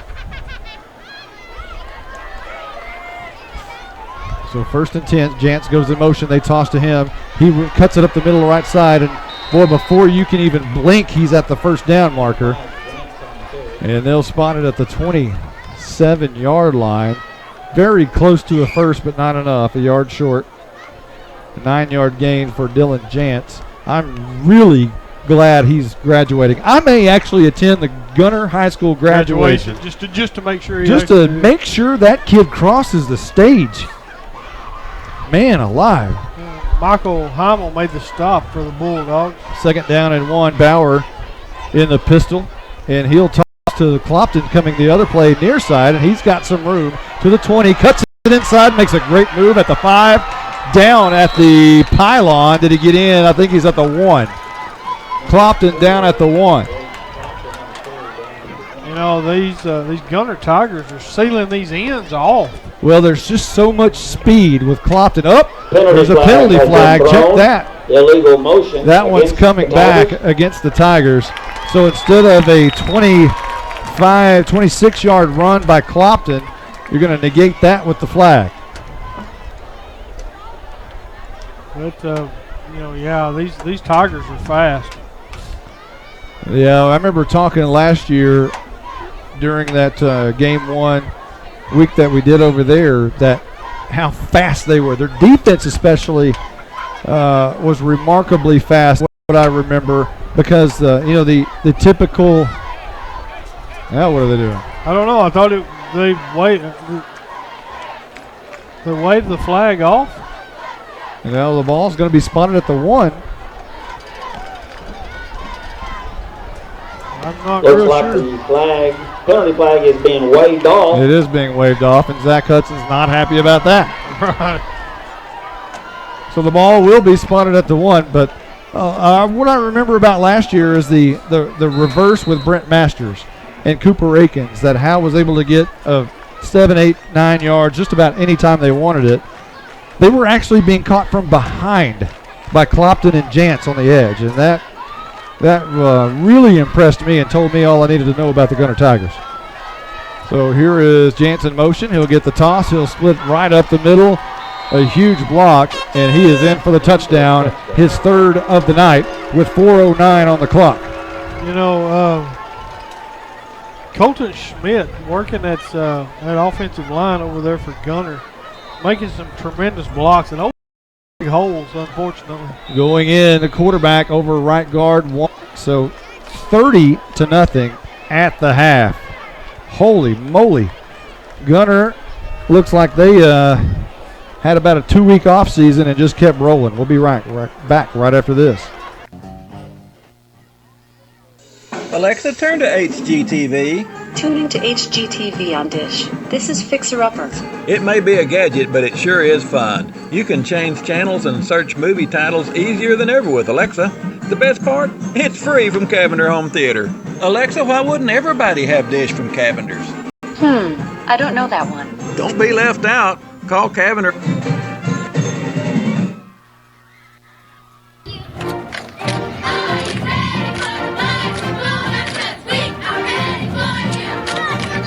Calling all Bulldog fans to come down to the Sonic in Howe for half-price shakes after 8 and open until midnight. Home games only. Where you get great food and big smiles, and a little message for our Howe Bulldog football players. Go Bulldogs, fight Bulldogs, win, win, win. It's not just good, it's Sonic good. Welcome back as we're going to stop that. Are you ready? So now, we haven't seen a lot of Winston Moss lately, and I don't want to speculate whether he has re-injured anything or not. He's still on the sidelines, but Winston has not been really active. He did have the ACL repaired. And here's Gonzalez kicking the other way now. He's going to kick it more towards the near end zone. Nobody there. It's 5 yards deep in the end zone, and finally Mason Riggs is going to track it down and touch it, and Howe will have the ball at their own 20 to start here with 4:09 left to go in the second quarter. 10 for the Dogs at the Bulldog 25-yard line. So this has not been pretty for the Bulldogs. There's been some highlights. Yeah. You know, Chase Barrett so far probably the biggest highlight. Ty Harvey has made some great catches for first downs and big plays, but the running game has been stagnant. There's been virtually no running game to this point as Kohili goes to the pistol, and he's going to hand off to the right side, trying to bump it out, but going nowhere due to that speed of Zach Lowe and Majors. That's not Majors. That's Colton Schmidt. For the Dogs. So gain of a yard. A gain of about a yard there. That's kind of how the run game's gone. About a yard, about 2 yards, a loss of a yard. Right. 3:43 left to go before the half. You know, it's a new system for the Bulldogs. And I remember wondering why they struggled last year a little bit, because there's just something about a really good team that shuts you down. And here's Kohili trying to run around the right edge. Same thing, same story. It's the same guys. And it's about a yard gain. You know, it's a new system, but you know, we keep talking about the speed that Gunter has. They're just there quicker than we can get there. They are just so fast. And that, again, was Schmitz on the tackle. And when you run around the right edge, it seems Smith will not let you out. He's the defensive end around their left defensive end. So your offensive right side is having no such luck due to Schmitz. Right. And then you got Majors in the middle that's, going to come get you if you do get by. Here's Riggs trying to get to the outside corner on the other side away from Schmitz, and he's going to lose a yard. So it's going to be 4th and 9. That one went the other way, and that was Peyton Lowe. So, you don't want to take anything away from the Bulldogs. You just got to, these Tigers are just fast. Yeah, they are just extremely talented, and speed kills. And, speed overcomes a lot of mistakes. Yeah. And that's definitely what takes place here. Now Jantz is going to be back deep to receive this punt. And you know Cheatham doesn't want to kick it to him. It's a low bouncing kick, and it's going to be killed there by Chase Barnett at the 41-yard line. A great job by Barnett to keep it out of Jance's hands. Just go over there. I don't care if you let it roll or not. Just touch the ball. Get control of the ball just so Jance doesn't touch it. Right. And, you know, and there's a reason why last year the Gunter Tigers went 16-0. You know, they're fast. They're quick. They're big. The Booster Club have got Cowboy Nachos. So test those out, the Cowboy Nachos over there at the concession stand. First down at 10, right to left. And this is Everson in the backfield. Throws a swing pass out to Jance. And being chased down by... Oh, he finally was out of bounds. He just leaves me speechless at times. He was chased by Hunter Cheatham, and he escaped that tackle, got on the far sideline over there, and then made him people miss, and all of a sudden it's second down at 3. So here is Everson throwing down the field, and that one is complete for a first down. Again, to Jance. You know, Jance, he takes off really hard. Everybody takes off and goes with him, and he's just got the speed to stop, come back, and, you know, at that point you're burnt. Hadn't used that word in a long time. It's a big word. Burnt. Hadn't heard that word in a long time. I dug back to my Anna days. How's that? Burnt. So another first down, and Everson in at quarterback. And he rolls out near side. And he has a man that's caught by Clopton. Is going to be drugged down by Harvey. Kind of horse-collared, but no flag on the play. A gain of about 6.5, 7 yards. And they'll spot it at the 36-yard line. Everson was under pressure and hit hard by Andrew Griffin. He just got the ball away before they could get there. A minute 28 on the clock before the half. And this is their hurry-up offense, so to speak. Everson throws it, and it's going to be caught for a first down. And I believe that's Clopton coming near side, makes a move. He's got the 15, he's got the 10. Chase to the near corner, and he is in. It is a touchdown for Clopton. He come all the way across. 36 yards from Everson to Clopton on what amounts to a little screen pass or a slant route. And again, you go back to it, it's the speed of those offensive linemen leading the way back across the field. And Zach Lowe's going to be a little short of the 2-point conversion. So it is 36-0 with a minute 12 left to go before the half. And Gunter is all in the lead here. We'll be back right after this. I'm attorney Micah Belden, an old school black and white Howe Bulldog. In criminal defense, you need someone who fights like a bulldog. Call me now if you've been investigated, arrested, or charged with a crime in North Texas. My number is 903-744-4252. We'll set up a free consultation. You will find out that I'm rough, tough, and I can't get enough. I'm board certified in criminal law by the Texas Board of Legal Specialization, Principal Office, ShermanLawyer.com. Hey, this is Monty Walker. Nothing in this town is a secret for long, but I've got one for you. I know you know all about Abby's Restaurant's Big Time Chicken Fried Steak, but this old bulldog can't get enough of their patty melt and grilled chicken patty melt. Just don't tell him where you heard it. Hey, it's a secret between you and me. Abby's Restaurant is Howe's own small town, small business, family-owned restaurant in the historic downtown district. Don't tell anybody about their patty melts, because I want one. Welcome back as getting ready for the Tech Wave kickoff again. Tech Wave getting a lot of airtime tonight. The sponsor of your local internet provider, Tech Wave. And Gonzalez will kick this one deep. Mason Rick a chance to return one from the 7-yard line. Coming near side, crosses the 20, hit hard out of bounds at the 22-yard line. Yeah, that was Bryce Number 24, Mason Riggs, returning the kickoff made the stop for the Tigers. To about the 24-yard line. A minute 6 left to go before the half, and there's some really, I hope they're going to the concession stand because there's some really proud Bulldog fans that are exiting right now. You hope they're just going to get some Cowboy Nachos. Cowboy nachos. After this play, we'll check down with Justin White on the sidelines and get a feel for how things are going down there. And these Bulldogs are probably a little bit shell-shocked up scrimmage. Everybody tight. In the pistol is Cohealy with 2 men in the backfield. He'll turn and hand to Griffin, who's brought down by Zach Lowe after a gain of about 1. The run game has been atrocious so far for the Howe Bulldogs, but you have to give credit where credit is due. It's been the Gunter Tigers, and let's talk to Justin White about that.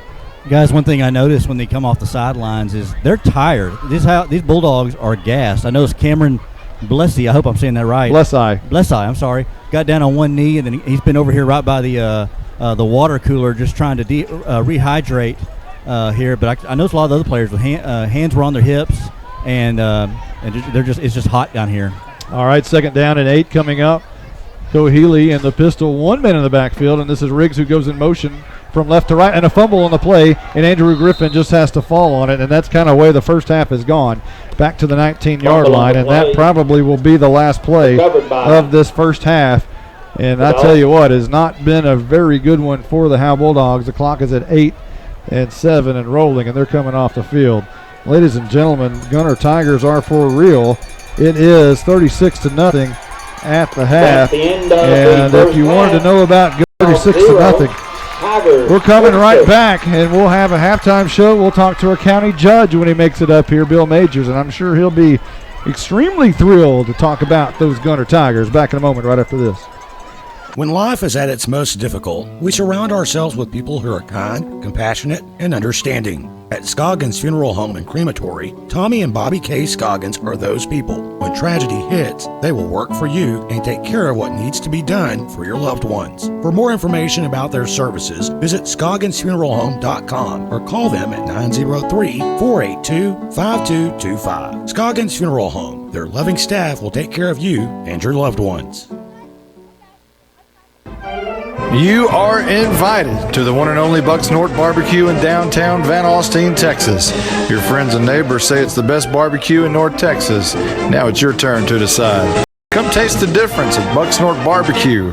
For complete store information, including menu, location, and hours, click on bucksnorthbarbecue.com. That's bucksnorthbbq.com. Bucks North Barbecue in downtown Van Alstyne is a proud supporter of the Howe Bulldogs.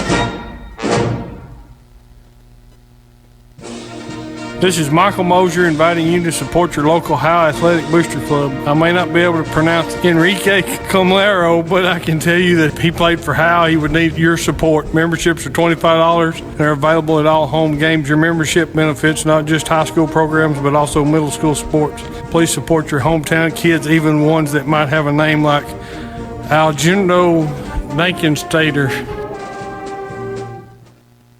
Carrie's Tiger Band. Welcome back.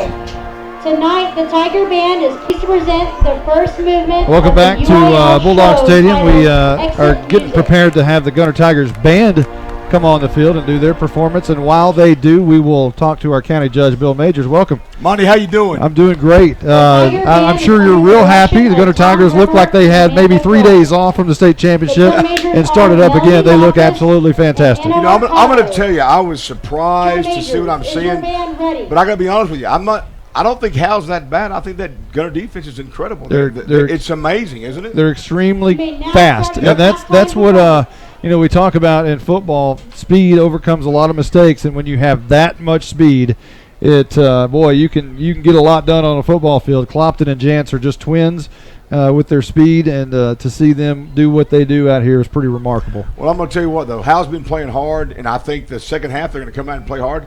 You know, the good news is Coach Fazell will probably start playing some second-teamers, and we'll have a better second half. But I will tell you, neither team's given up. They've both been hitting hard, and to your point, I think Gunter's speed on defense and their scheming is it's pretty incredible, actually. Well, let's talk last year a little bit for you. You had a lot of fun going 16-0, and following this team, you've got a son on this team. Yes, sir.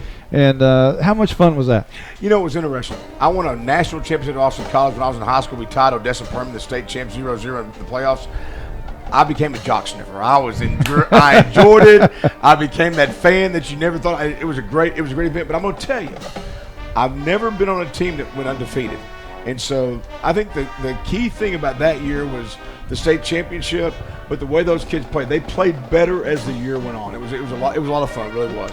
No doubt that they improved. But I remember looking at them last year in the very first game last year, the same schedule. Yep. But we were at your place, and I remember Howe had a play that we've seen a million times when they ran the slot T. They would run a little slot reverse, right, and it was good for 8 yards anytime you wanted it. But last year, Jantz and Clopton would actually track them down from behind. Never seen anybody do, which told me about the speed of the Gunter Tigers, which is impressive, and I knew at that moment we were looking at something special. Well, that backside, and to your point, that backside flow, that backside support was unbelievable. And if you look at cutbacks, don't work against this team. I mean, it's just going to be it's going to be an interesting year, Did you have flashes of Tony Dorsett on the 60-yard Jantz run a moment ago? I tell you what, Jantz is a special player. He is a quick kid. He's tough. And that's the other thing I think that people overlook about this Gunter team is just how tough they are. They're a team. They're not a group of individuals. So, with that being said, it's great to be the Grayson County judge. It's a vote for everyone, but I got to tell you, so far it looks pretty promising. Well, let's talk. I'm going to go because every time I come at you, you know what's coming. So, hey, how all you folks and how they're listening. Monty thinks he's Dallas, Texas. Let me just tell you that right now, baby. He does a great job for his community. Go ahead, Monty. Well, I have to fight for this community. I think I'm not sure how many years had gone by where I'm not sure anybody was really pushing for our town for a long time. So I just want to make sure somebody's in there fighting for us, and at some point, we're going to get ours, and we're in good shape for the growth coming up from the Dallas area, and I know you're a big part of that, helping with South Grayson County as well as the north portion, and we've got some projects that we'd like to see, and I know you're working on it. Well, I'll tell you this: Put your hands together we've for got the to Gunter make High School Fight South Song. County a priority for our transportation dollars. You have Sherman and Denison with the needs now, but in the future, South County's going to have needs. So my commitment is simply this: we are going to continue to push transportation plan, which I think will help us, a thoroughfare plan that will help us identify the priorities. And once we get that done, I think you'll see some funds flowing the county's way. So tell the listeners what the gap is. The gap. Well, it's the area between when you run into Sherman. If you're going north, you hit 14, 17, and you go all the way to what the locals, what we all call it, Old 75, now takes on the Parkway. That area is the only area of 75 from downtown Dallas all the way to the Red River that is not to interstate standards. And the challenge we have is this: Oklahoma and the Choctaws are spending a ton of money to make the county, the Red River, to the casino interstate standards. So we have got to get caught up. That's the gap. It's TxDOT's priority. We're trying to leverage that gap to get more money into 75 proper. We got to wait and see how that goes. So when's the election? When's the next election? Which one? Mine? Yours. Well, I mean, you're always campaigning. Absolutely. You know when the next election starts, don't you? No. The day after the last vote is counted. Yeah, there you go. So I am running for re-election and looking forward to it. I think we have a great team. We've lowered the tax rate 3.5% the last 2 years for a total of 7%. We're making sure that our employees' costs are kept low. We're investing in our infrastructure. So I'm having a great time. We have a great commissioner's court. Commissioner Whitmire, who's your commissioner, does a great job for your district. But the primary's in March, and I'm looking forward to another term. All right. Well, we'll be voting for you. We'll be looking for you, Hal, because I know you'll be supporting us with the things we got going on there. Thank you, Monty. Hey, appreciate it. Hey, all it is a 37-point comeback, and we'll be right. We'll talk to you after the game if that happens. Go Dogs. All right. Ladies and gentlemen, that's your county judge, Bill Majors. We'll be right back. And actually, let's go ahead and let you listen to what's going on the field. I believe, is that still the band out there? It is not. We'll take a timeout. We'll be right back right after this. Coffee Co. in historic downtown Van Alstyne next to the post office is the #1 coffee shop hotspot, serving Bulldogs, Panthers, and mascots everywhere. Curie's Coffee Co. offers a variety of organic coffee and non-coffee beverages. Come visit Curie's Coffee Co. in downtown Van Alstyne next to the post office. Open Monday through Friday, 7 a.m. to 3 p.m. Curie's Coffee Co. is Texas quality.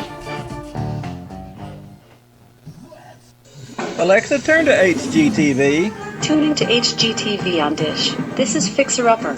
It may be a gadget, but it sure is fun. You can change channels and search movie titles easier than ever with Alexa.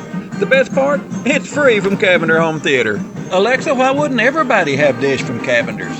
I don't know that one. Don't be left out. Call Cavender Home Theater today or go to cavendertv.com.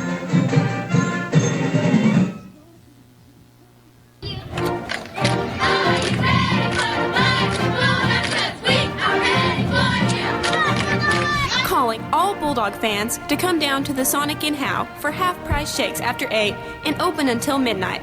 Home games only. Where you get great food and big smiles, and a little message for our Howe Bulldog football players. Go Bulldogs, fight Bulldogs, win, win, win. It's not just good, it's Sonic good. Welcome back. We are at halftime where the Gunter Tigers are well in command, 36-0 here at Bulldog Stadium. It's been a long time since 36 points have been scored on Howe in the first half. The only one I could think of maybe would be Wascom several years back in the playoffs, but certainly not in a regular season game that I can remember. But hopefully the Howe High School marching band, the Pride of Howe, will come out on the field here in just a moment after cheerleaders get done, and we'll have a chance to listen to them. We'll let you listen to it in its entirety, and maybe I can do some stats while y'all are enjoying the band performance. But I tell you what, he summed it up right there, the speed and the versatility and so many weapons that the Gunter Tigers have. Dylan Jantz and Braden Clofton, that's just Zach Lowe in the backfield. If you haven't, and I know people are going, well, you sure are talking an awful lot about speed. If you haven't seen the Gunter Tigers play football, Gunter Tigers are fast. There is a misconception in general about the game of football. Right. People think that if you see a great, big, huge guy, that's probably a good football player. Right. He's probably not, unless he's really quick or fast. Right. Because most of the time, you want those little guys who are super fast. Right. The guys who are really big but can't move. Right. There are. That's why Howe has been so good in the past 3 years, because they had so much quickness, and they still do. They're just facing a team who has more quickness tonight. Right. And them Tigers are quick. The Pride of Howe are making their way out on the field. They're marching out right now, just about ready for their performance. We will just turn it over and let you listen to that, and we'll try to put together some halftime stats and see how ugly they might be, but we'll let you listen to them. We'll be back right after the performance here by the Howe High School Marching Band.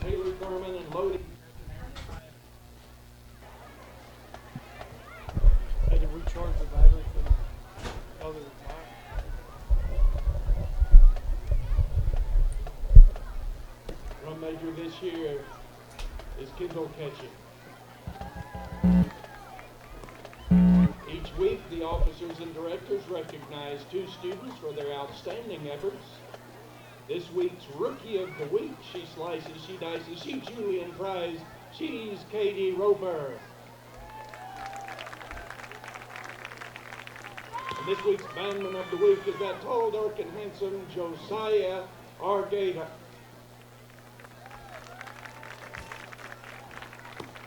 Section of the week is the trombone section. Y'all can do better than that. Tonight, the band will perform the first 2 parts of their UIL contest show, Stained Glass. Soloists are Greg Snyder, Michaela Doty, Jordan Griffin, and Dawson Mitchell. Drum major Kendall Catching, is your band ready?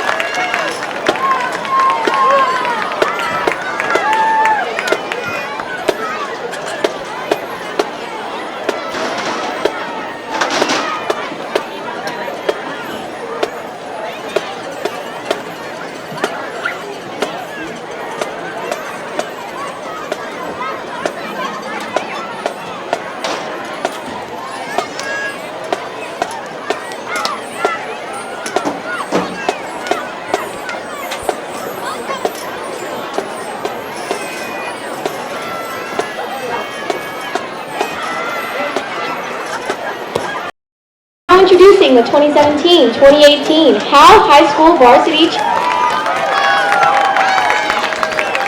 Our captain, Aaron Ansley. Co-captain, Allie Morgan. Our lieutenant, Peyton Ford. We also have Braylon Burns, Michaela Doty, Lydia Hagan, Natalie Murphy, Addie Pacina, Ashley Pell, Jamie Taylor, Riley Underwood, and Ashlyn. Our mascot, Carson Fleming.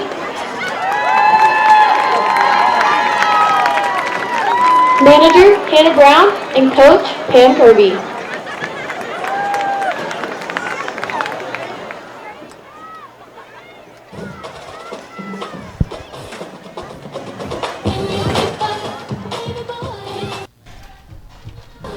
All right, well, welcome back to the halftime show.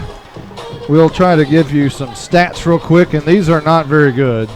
The Howe Bulldogs have 93 yards of total offense, and the Gunter Tigers have 308, and we are at the half. 36-0. Gunter in the lead here at Bulldog Stadium. It's been a lot of speed so far from the Gunter Tigers, and Howe's running game has been nil. The only really yard, so to speak, that Howe's had has been on a couple of pass plays from Kirby Cohealy to Ty Harvey, who has gone up and come down with it a couple of times. A long one on the far side, and then a great first down catch. Other than that, it's been tough sledding. But again, we hate to talk about how good the Gunter Tigers are, but hey, that's kind of the story of the night. And we don't want to, this is not by any means a Gunter Tigers broadcast. And we hope we're not coming across that way. It's just that that's kind of the storyline tonight. It's been the Gunter Tigers and some more Gunter Tigers tonight. Michael, what's your assessment of the first half? Well, I think the Bulldogs are going to be fine. I think that offensive-wise, it's going to come. You're playing, again, the state champions. But Howe's going to be okay. It takes a little bit of getting used to, but we're going to be fine. Yeah, I think the astonishing part is the 308 yards of offense by the Gunter Tigers. But when you have Tony Dorsett and you have Tim Brown, highlight film for them. Boy, they have some incredible speed, but. Hey, I tell you what, maybe the highlight of the night for me is when the county judge said, I thought Howe was Dallas, Texas. Right. That's okay. Right. And that's okay. Well, that's all right, doesn't it? It was good to see him. The officials are coming back out on the field, which is a good thing for football fans because it's almost second halftime action. We're going to take a quick timeout as the players are about to make their way through the run-throughs, and we'll see. Apparently, let's see, for the Bulldogs at the Bulldog Tunnel, they are blowing the smoke, and let's see the Bulldogs come on out. The Gunter looks like they're going to go first. Hey guys, I think I can get Coach Hudson real quick here. All right, let's talk to Coach Hudson. All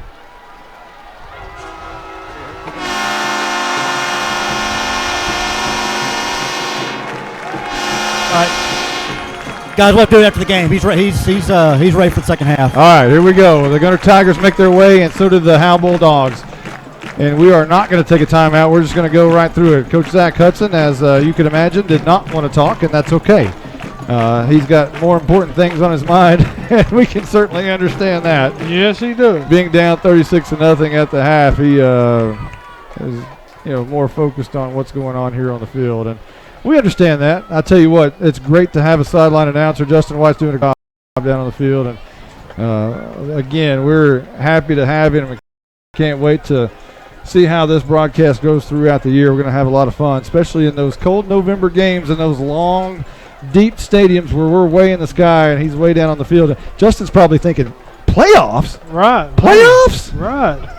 Hey, you know, it'll be all right. And I think that's what a lot of people might have been thinking last year after the Gunter game in opening round of week 1, 2. Gunter's always tough. It's going to be all right. The Hurricane. Well, the Gunter Tigers, who deferred to the students are now in the coin toss, are going to get the football back here to start the second half, which is also ever so scary. The Howe Middle School is hosting a first responder cookout. So it'll be Harvey to boot this one away. We have yet to see Callie Vick because she does the extra points, but as soon as Howe scores, you'll see Callie Vick most likely.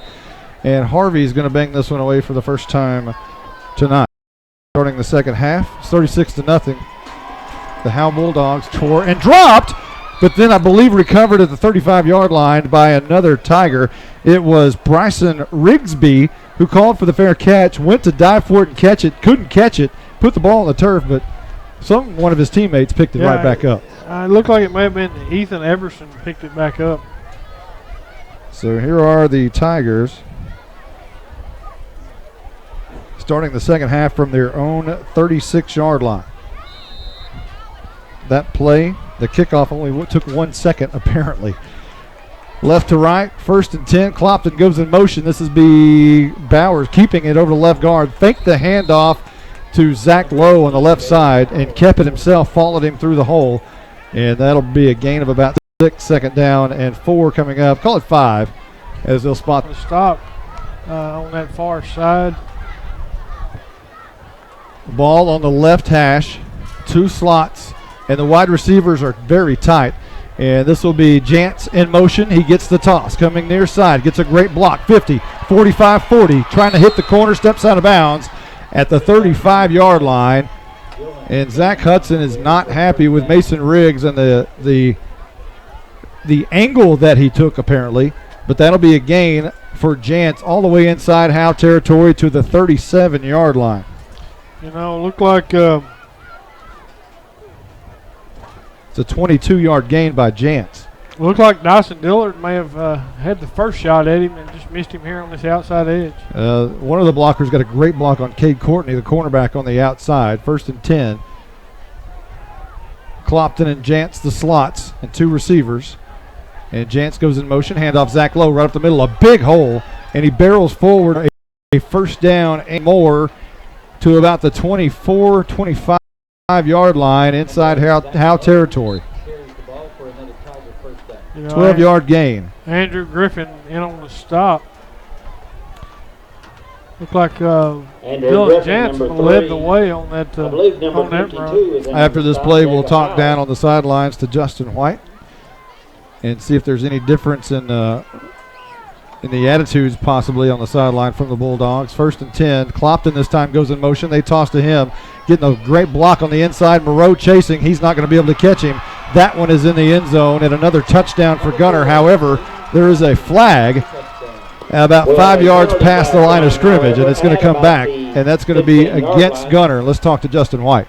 Guys, not much has changed over here. Just kind of same song, different verse here. But I'll tell you right now, Coach Hudson, the intensity he's showing right now, and you continue to coach right now, he's still – you wouldn't know it was 36-0, put it that way. Well, they're going to bring this one back. Looked like a holding call. It's a spot foul, so it's spotted 10 yards from where the foul occurred, and it occurred 5 yards past the line of scrimmage, so that'll bring the ball about 5 yards back from the original line of scrimmage. So mark it at the 27.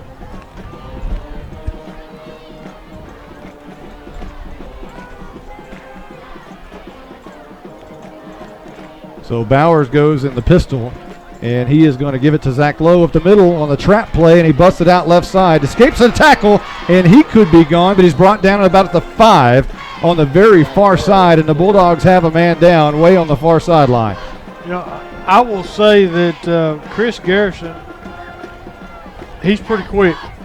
He made the stop for the Bulldogs. He come from the far right side. Well, I said that a man was down, and I think it was Garrison that I was thinking about, but he popped back up, and he's right back there in the huddle. Yeah, he's working hard tonight. So now the ball spotted at the 6-yard line after the Zach Lowe run of 21 yards. Man in motion, Jantz, he gets the toss coming near side, stopped in the backfield for one of the very first few times. Mason Riggs and Andrew Griffin partnering together to stop Jantz in the backfield. Jantz was looked like he's putting his shoe back on. A loss of 2 on the play. Andrew grabbed him by the ankle and kept the shoe. There's a lot of reserved seats here that are empty that I could go ahead and start naming names because their names are on these seats, but I'm not going to. 9:35 on the clock. 8 yards away, and Clopton goes in motion. This is a quarterback keeper as Bowers tries to do it himself inside the 5, and he's going to be close at about the 4-yard line. And that'll bring up 3rd down. Dylan Moreau in on the stop. I'm not going to say Norman Dickey left the game, am I? Wait. It's past his bedtime anyway. 9:05 on the clock. Gunter 4 yards away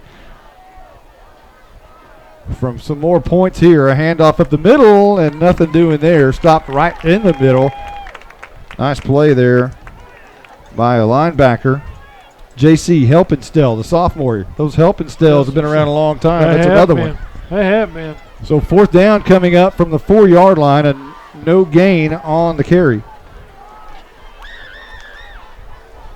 8:35 and rolling here in the 3rd quarter. 36-0, Gunter in the lead. Not the way Howe wanted to start 2017 season. Bauer in the pistol with off to Lowe over the right side. He's in. Touchdown Gunter. Zach Lowe again, this time from 4 yards out. And now you can make it 42-0. Awaiting this 2-point conversion that normally Bauer runs over, and they're going to kick it apparently. So a 4-yard touchdown. Looks like Jantz is going to hold the ball. Jantz to hold, Gonzalez to kick. Trying to make it 43-0 here. The kick is up, it's high, looks good, and it is 43-0. 8:18 left to go in the 3rd, and we're going to take a timeout. Be right back as it's getting kind of ugly. We'll be right back right after this. I'm attorney Micah Belden, an old school black and white Howe Bulldog. In criminal defense, you need someone who fights like a bulldog. Call me now if you've been investigated, arrested, or charged with a crime in North Texas. My number is 903-744-4252. We'll set up a free consultation. You will find out that I'm rough and I can't get enough. I'm board certified in criminal law by the Texas Board of Principal Office, Sherman, Texas. Visit my website at shermancriminallawyer.com. Hey, this is Monty Walker. Nothing in this town is a secret for long, but I've got one for you. I know you know all about Abby's Restaurant's Big Time Chicken Fried Steak, but this old bulldog can't get enough of their patty melt and grilled chicken patty melt. Just don't tell them where you heard it. Hey, it's a secret between you and me. Abby's Restaurant is Howe's own small town, small business, family-owned restaurant in the historic downtown district. Don't tell anybody about their patty melts, because I want one. Well, I see some. At its most I see some future. I'm out of date. I'm out of practice. It's all right. I'm just gonna keep going. I see some future Bulldogs walking up and down the stairs there. Yeah. They better get home. They got a game tomorrow. Yeah, 9 o'clock. Bo right. Stevens, get in bed. Here's Gonzalez's kick. Low line drive kick. Goes over Mason Riggs' head, and he's going to let it go out of bounds. And I think Hudson wanted him to try to make the catch there, but ball kicked out of the end zone. Either that or he's upset at an official, and he's upset at an official. From their own 25-yard line. You know, I'm glad. I think I enjoy my job up here because we're up here and. There's something to be said about being this far away from some of the screaming and stuff that goes on down there. I've served my time on the sideline. I've been down on that field enough. Justin's doing a great job down there too. 8:17 on the clock. Guys, we got Mason Riggs down here. He's working out a cramp right now here on the sidelines. It is that time of year. We always talk about pickle juice about this time of year. 1st and 10, Cohealy will hand off up the middle, and that's going to be about a yard for Dylan Moreau, maybe back to the line of scrimmage. Met hard in the backfield by Kobe Lapin. So no gain on the play. Will bring up 2nd down and 10. Howe moving right to left. And clock rolling at 7:56. It just can't roll fast enough at this point. You know, when you're in a game like this, you just want that clock to roll. You know, that, unfortunately, you just say, come on. So now everybody tied on 2nd and 10. Still in the pistol. 2 backs in the backfield. Arturo Louder in the backfield, and he's going to get the carry here coming left side, trying to find that edge and can't do it. Knocked down at about the 24-yard line. There's a flag down. I'm not real sure what happened. He's coming in on the back side of the play. So he picked it up and threw it up here about the 25. Mason Riggs checks back in. Apparently those cramps are okay, and Louder will check out here for 3rd down or 2nd down, depending on the flag. We'll see what happens here. Spotter Stephen Braswell says it's a hold. Hold against the Bulldogs. Well, raining some more. So they'll move it back.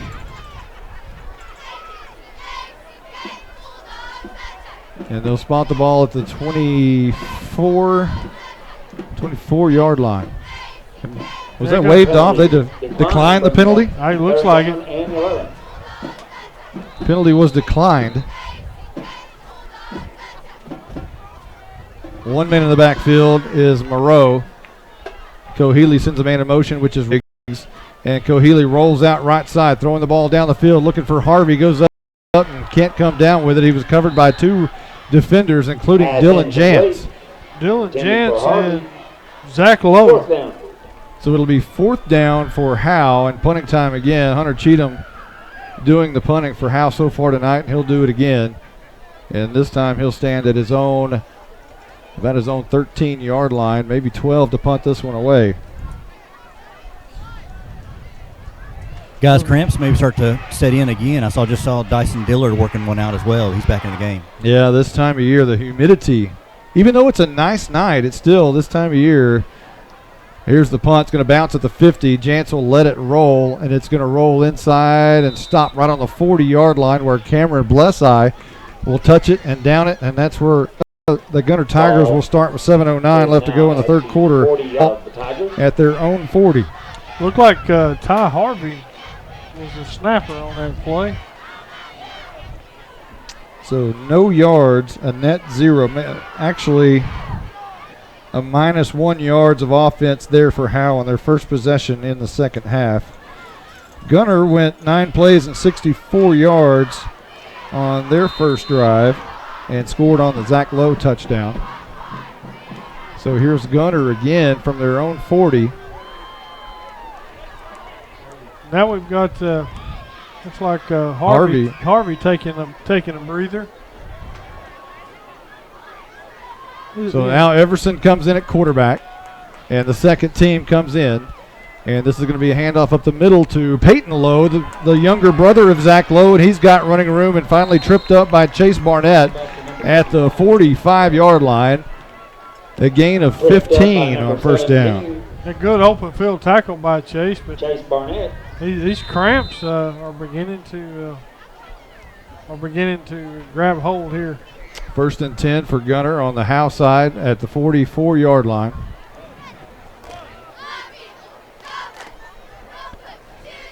And this is one of those, you love those great barn burner games to broadcast, to get that first game in your belt, and then it's a hard broadcast to do one that's 43-0. It really is. 1st and 10.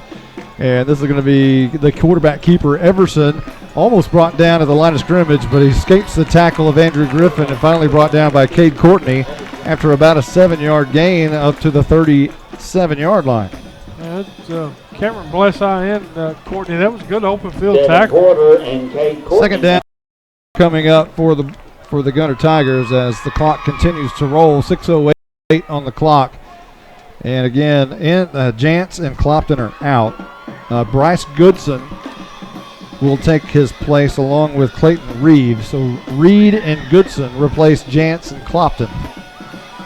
Say that 5 times. And this will be Peyton Lowe in the backfield, and that's Reed goes in motion, or that's Goodson rather, and he gets the toss on the option, and he barrels over, lowers his head, and looks like knocked out of bounds. Yeah, good tackle by the nose guard, Clay Marshall. Yeah, and Leighton Elvington getting some playing time was in there as well to make the tackle. And the ball will be spotted at the 32-yard line.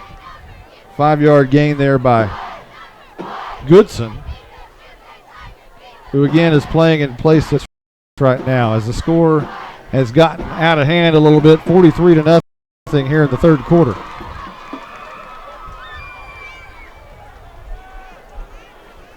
So here goes Everson, and he's going to keep it himself. We've seen Bauer do this several times. Everson not quite as big as Bauer, will gain maybe a couple of yards. Everson is 6 foot, 160 pounds, whereas Bauer, the starting quarterback, is 6'1", 211. So a huge difference of about 50 pounds there by the quarterbacks. J.C. Hippenstall in on the stop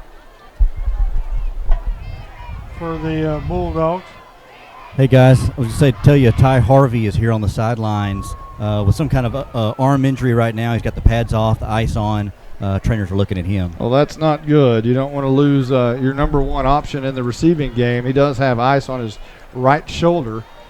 Obviously, don't want to speculate as to what that might be. Nobody knows. 4:33 on the clock as a timeout has been called. We'll take 1-2 back in a moment right after this.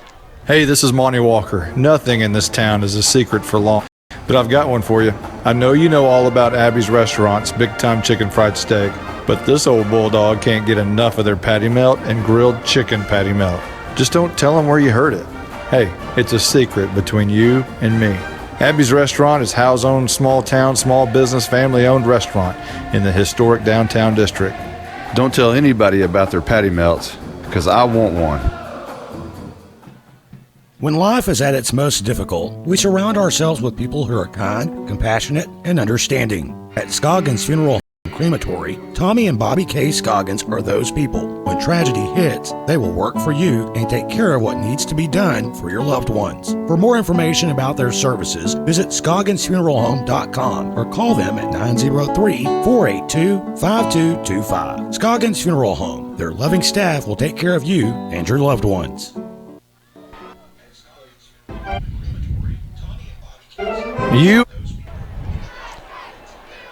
Welcome back. It's third down and about 5 after a short play there. That was a quick play right there. Clay Marshall in on the stop for the Bulldogs. Looked like number 13, Clayton Reed. It's about a 2-yard gain by Reed, and now Everson comes back to the line of scrimmage on third and about 6. This is going to be a toss back to Reed again, and he'll cut it right up the middle. It looks like a toss sweep, but it's a toss trap. And as soon as he gets the toss and you think he's going wide to the left, he'll cut it and go straight up the middle because that's where they're trapping the nose guard. And it'll be 4th and about 1 here at the 23-yard line. 4-yard gain on that play.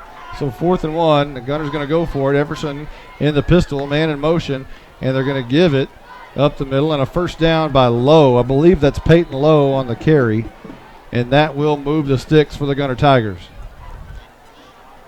And that will move the ball inside the Howe 20 at the 19-yard line, and the clock is running. First down for the Tigers. 3:17 and rolling here in the third quarter. 43-0 Howe. I'm used to saying Howe on top. Right. Not this time. Gunter on top tonight. Looks like you got Devin Porter in playing defensive end.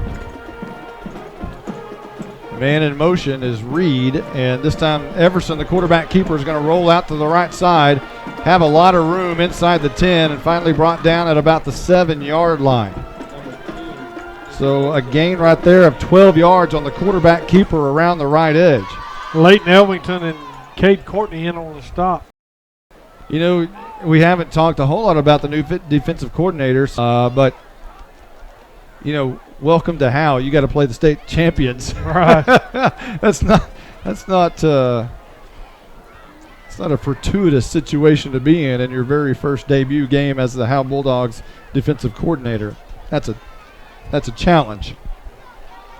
Everson in the gun, man in motion is Reed, and they're going to hand off up the middle, and that is Peyton Lowe, and he is in for the touchdown of the 7 or 6 yard variety.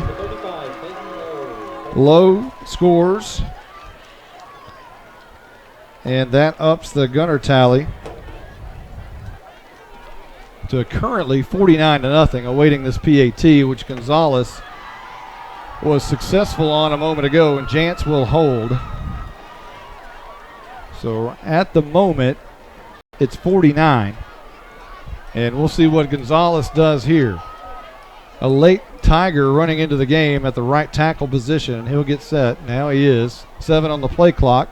Jantz holds. The kick is up, and it looks like it's good. It looked like it was going to go wide left, but it made it inside the pole. 50-0. Hello, Gunter Tigers. We're going to take a quick timeout and be right back right after this. You are invited to the one and only Bucks North Barbecue in downtown Van Alstyne, Texas. Your friends and neighbors say it's the best barbecue in North Texas. Now it's your turn to decide. Come taste the difference at Bucks North Barbecue. For complete store information, including menu, location, and hours, click on bucksnorthbarbecue.com. That's bucksnorthbbq.com. Bucks North Barbecue in downtown Van Alstyne is a proud supporter of the Howe Bulldogs. This is Michael Mosier inviting you to support your local Howe Athletic Booster Club. I may not be able to pronounce Enrique Comlero, but I can tell you that if he played for Howe, he would need your support. Memberships are $25 and are available at all home games. Your membership benefits not just high school programs, but also middle school sports. Please support your hometown kids, even ones that might have a name like Aljundo Dankenstater. Welcome back. Aljundo Dankenstater. You know, I hope I don't have to say that name this year. That's a tough one right there. Gonzalez to boot away the Tech Wave kickoff. It's going to be high and deep and hit about 1 yard before it goes out of the end zone as Andrew Griff watches it go. And Howe will start once again deep in their own territory at the 20-yard line. And there's 2:15 on the clock, and it is 50-0. Bulldog ball at the Gunter Bulldog in the lead. line. You know, this is one of those games that, boy, you just hate to see a 50-0. Yeah, that's a little bit demoralizing as you start. And we probably won't ask Justin White to interview Coach Hudson after this game, as there is a pass to Devin Porter from Cohealy, and Porter's got some room to the 45, brought down shy of midfield to the 49-yard line. And you know, Coach Zach Hudson talked a lot about the big tight end option, and there he is. Devin Porter signals first down for Howe. Devin Porter. Great open field block by Chase Barnett that freed him up for another probably 10 or 15 yards. 29-yard pass and catch from Cohealy to Devin Porter, and with Ty Harvey out, Porter's have to be a significant factor in the passing game, you would think. And this is going to be Cohealy wanting to throw down, and it's going to be incomplete. Looking for Porter again near the first down marker, but there were several white jerseys around Porter that time. Somewhat of a dangerous throw, but it comes up incomplete. Second down and 10 coming up from the 49-yard line. And there's exactly 2 minutes on the clock here in the third quarter.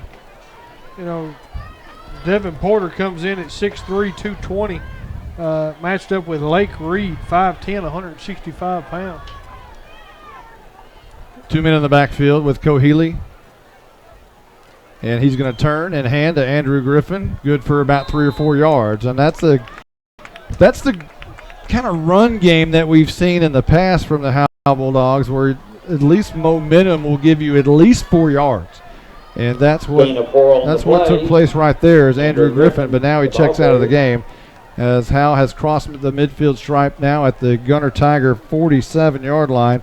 And again, we probably will not talk to players after the game or Coach Hudson.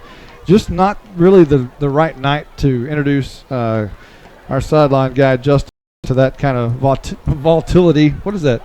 Well, yeah. Is that right? Is that the right word? Hey, it sounds right to me. Something. Sounds right to me. It's a good word. Hostility. There you go. Something. All right, rolling out near side, Cohealy. Under pressure, just kind of flips it out to Porter. It's incomplete. It looked like a little Tony Romo play there as Cohealy was coming down. Looked like he was going to throw the ball, and then at the last second just kind of flicked it. Very Tony Romo-like, but it fell incomplete. And the freshman quarterback will kind of tuck his head a little bit and limp back to the midfield stripe as it's going to be 4th down and punting time for the Howe Bulldogs on 4th and about 6. You know, it may still be freshman jitters, but, you know, we'll see. Yeah, he comes over to talk to offensive coordinator Michael Hartsfield, who puts his hand on his back, says a few words for him of encouragement. And Hunter Cheatham, meanwhile, punts this one inside the 20, rolls out of bounds near the 15-yard line, and that's about where Gunter will take over deep in their own territory to start this possession with 1:03 left to go in the third quarter. Cheatham's. You know, look like Cohealy may be a little frustrated, but you know, to me, it would probably be a big step coming from middle school level to, you know, a Friday night state championship.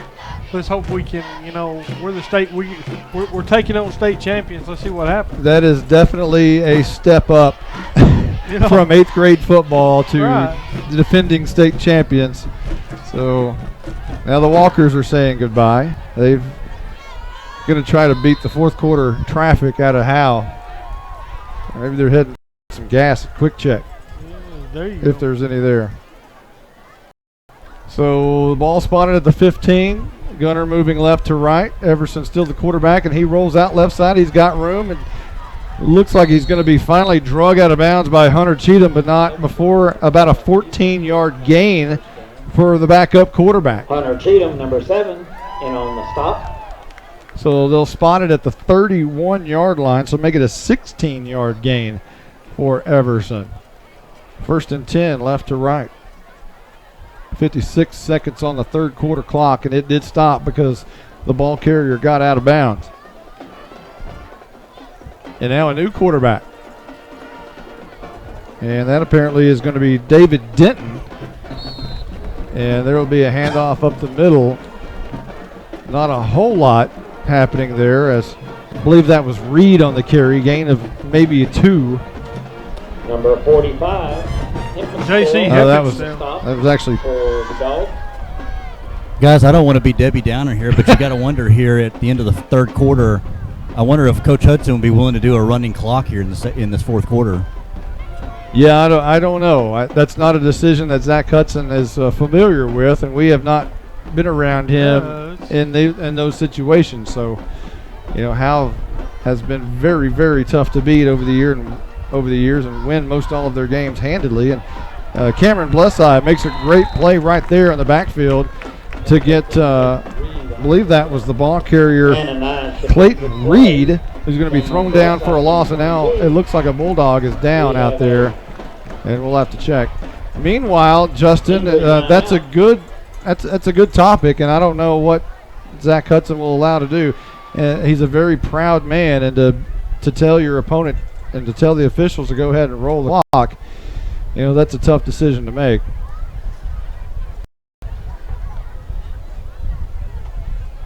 So it looks like Cameron Blesseye. Yeah, I was going to say, I think that's Cameron Blesseye who's down. It's all the way across the field. It's hard to see, and even up here, we don't have a very high trajectory, but we just see that it's way across the field, and now he gets up and he runs off, so apparently Blesseye is going to be okay. But that, my friends, will end the third quarter, and we are headed to the fourth. We'll be right back. Carrie's Coffee Co. in historic downtown Van Alstyne next to the post office is the #1 coffee shop hotspot, serving Bulldogs, Panthers, and mascots everywhere.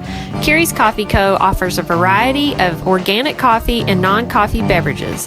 Come visit Carrie's Coffee Co. in downtown Van Alstyne next to the post office. Open Monday through Friday, 7 a.m. to 3 p.m. Curie's Coffee Co. is Texas quality. Cavender Home Theater has the latest from Dish. New customers get free movies and HBO for a year. Get the multi-sports pack with NFL Red Zone free and the Amazon Alexa free. Existing customers can get the Alexa free too. Just refer a friend to Cavender Home Theater and we'll make sure you get one. Our Hopper 3 has 16 tuners, picture-in-picture with 4 screens, 2 terabyte hard drive, and voice control with Alexa. Cable can't do that. DirecTV can't do that. Come by our showroom or visit CavenderTV.com today. We start the fourth quarter with an illegal procedure against Gunter, and they'll move the ball back 5 yards from the 31 to the 26. Looks like right tackle Chandler Wade in on that play. He jumped off sides. So 11:53 to left to go in this game. 50-0. Gunter in the lead. The man in motion is that's going to be the outside runner, which is Goodson, and he'll be stopped in the backfield. A nice play there. Andrew Griffin in on the stop. Chase Harvey also close to the play. And Andrew one of the Griffin, very few times Gunter stopped in the backfield, and for the first time tonight they'll punt. Ball at the 21-yard line.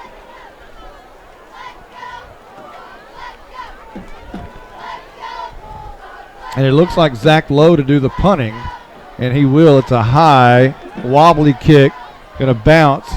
Andrew Griffin called for the fair catch, but got away from it and let it bounce and roll finally inside the 40 to the 39-yard line. Ball is on the Howe side of the field, and that's where the Bulldogs will take over with 11:07 left to go in the game and try to muster some kind of offense here, as Howe has really just been stymied on the offensive side and really had not much luck on the defensive side either tonight. It's just been one of those nights. Sometimes, Coach Hudson said in the coaches show this morning that, talking about last year, fumbling a couple of times early in the game and kind of giving Gunter a couple of touchdowns to start the game, and said sometimes it's just not your night. And maybe tonight, just not your night. Chase Barnett split out wide right. Cohealy looking that way, and he wants to run. And he's got the 40 and spins, and it's going to be brought down at about a 43-yard line. Keeper, number 2. And Cohealy. About a 4-yard run by the freshman quarterback. It'll bring up a second down at 6. Cohealy now looks over to the sideline, awaiting the play to be run in, and Michael Hartsfield brings it in through Cade Courtney. Gunners run in a lot of their second team, backups. Get them on time. Second down and 6 coming up. 10:25 and rolling here in the fourth quarter, and this is going to be a toss to Dylan Moreau on the left edge, and he's going to gain about 3 or 4 yards, close to a first down, maybe a yard or two short, and about a yard or two short of midfield at the 48-yard line. Moreau, number 12, the ball carrier, for a first down. So a 5-yard gain, bring up 3rd and 1. Grant Gilbert in on the stop for the Tigers.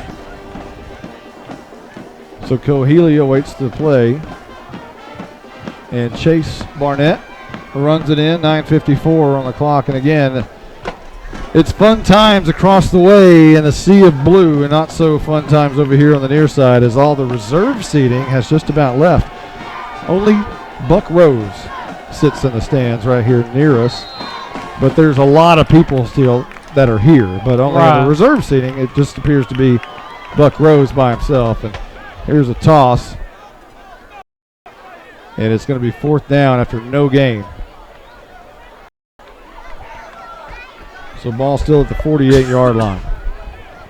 This is this riverboat gambler time, and he's going to go for it. Yeah, at this point, I mean, why not?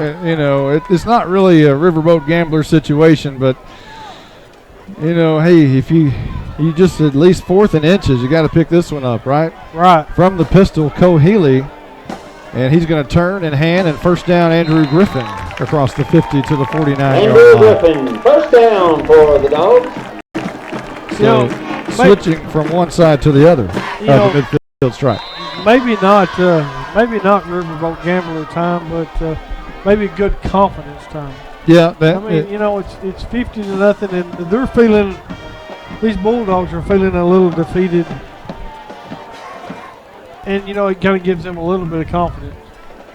They have nothing to be ashamed of. Oh, absolutely not. Nothing to hang your hat about when you come up against the 16-0 defending state champions. I mean, that's a whole different ball game. And now Coheely's under pressure and just throws it out. And that's Devin Porter. And that was a Tony Romo throw across the first down marker.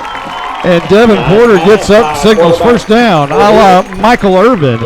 And that'll spot the ball at the 36-yard line. Good block by number 17. Again, Coheely, one of these guys, he's like you wonder, okay, what kind of quarterback is he going to be? Well, it appears like he's going to be some kind of a Tony Romo type of, let's flick it out here under pressure. Right. And that was what that was. 1st and 10, handoff up the middle. Griffin still fighting forward. The ball came out at the 31-yard line. I believe he was able to get back on it, and he did. A nice run of about 5 yards by Andrew Griffin. Take the ball to the 31. Guys, an interesting exchange here. Dyson Dillard was face down on the sidelines getting a cramp worked out. One of the coaches came over and said, "Are you out or are you in?" He said, "I'm in, coach," while he's laying down on the ground getting that cramp rubbed out. Now he's over here just walking up and down the sidelines trying to loosen that thing up. Well, that's a great report right there, Justin. And that's a great attitude to have if you're Dyson Dillard. You want to say, "I'm in, coach." You don't want to say, "I'm out." Coheely from the pistol, and he's going to hand off to Mason Riggs for one of the few times tonight, and Riggs will gain a few yards for one of the few times tonight, but there's a flag down on the far side of the field. We have a penalty flag thrown. Offsides is the call against the Tigers.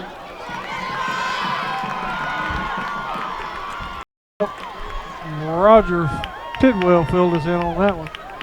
Well, the ball will be moved up after the penalty. They'll probably take the penalty because it was only about a 3-yard gain. I would imagine they will step this one off.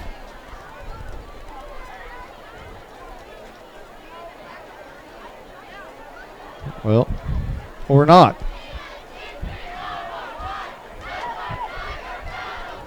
They're not going to take the penalty. They're just going to take are they? Yes, they are. They're going to take the penalty. Offsides on Gunter.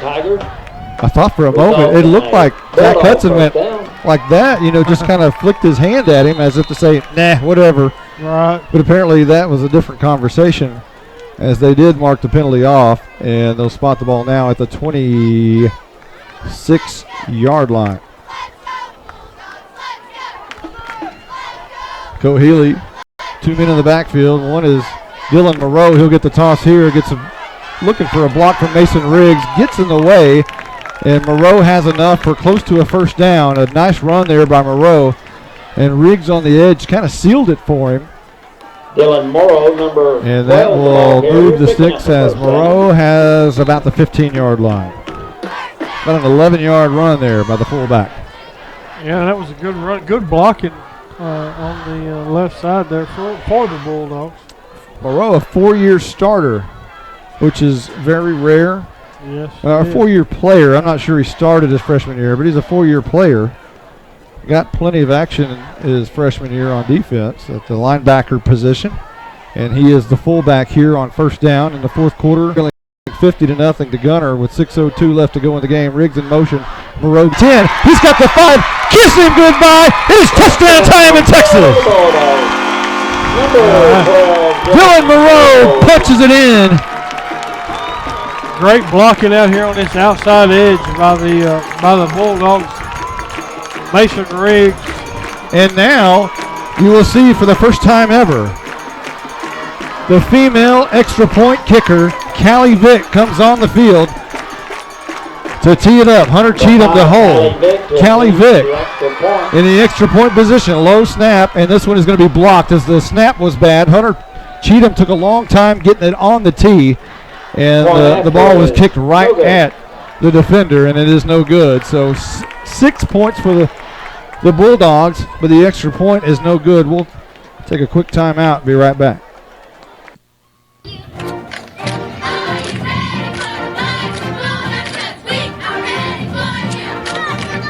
Calling all Bulldog fans to come down to the Sonic in Howe for half-price shakes after 8 and open until midnight. Home games only. where you get great food and big smiles, and a little message for our Howe Bulldog football players. Go Bulldogs, fight Bulldogs, win, win, win. It's not just good, it's Sonic good. I'm attorney Micah Belden, an old school black and white Howe Bulldog. In criminal defense, you need someone who fights like a bulldog. Call me now if you've been investigated, arrested, or charged with a crime in North Texas. My number is 903-744-4252. We'll set up a free consultation. You will find out that I'm rough, tough, and I can't get enough. I'm board certified in criminal law by the Texas Board of Legal Specialization, Principal Office, Sherman, Texas. Visit my website at shermancriminallawyer.com. Hey, this is Monty Walker. Welcome back to Bulldog Stadium, where the Bulldogs have just went on the board, got a crooked number on the scoreboard under Howe for the first time so far this year by way of a Dylan Moreau 6-yard touchdown.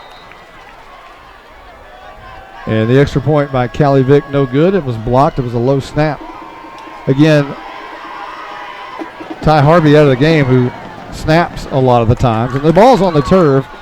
Gunter called for a fair catch, and it was Bryson Rigsby who called for it. He did that once earlier, and the ball was on the turf. He does it again, and this time it was recovered by Gunter.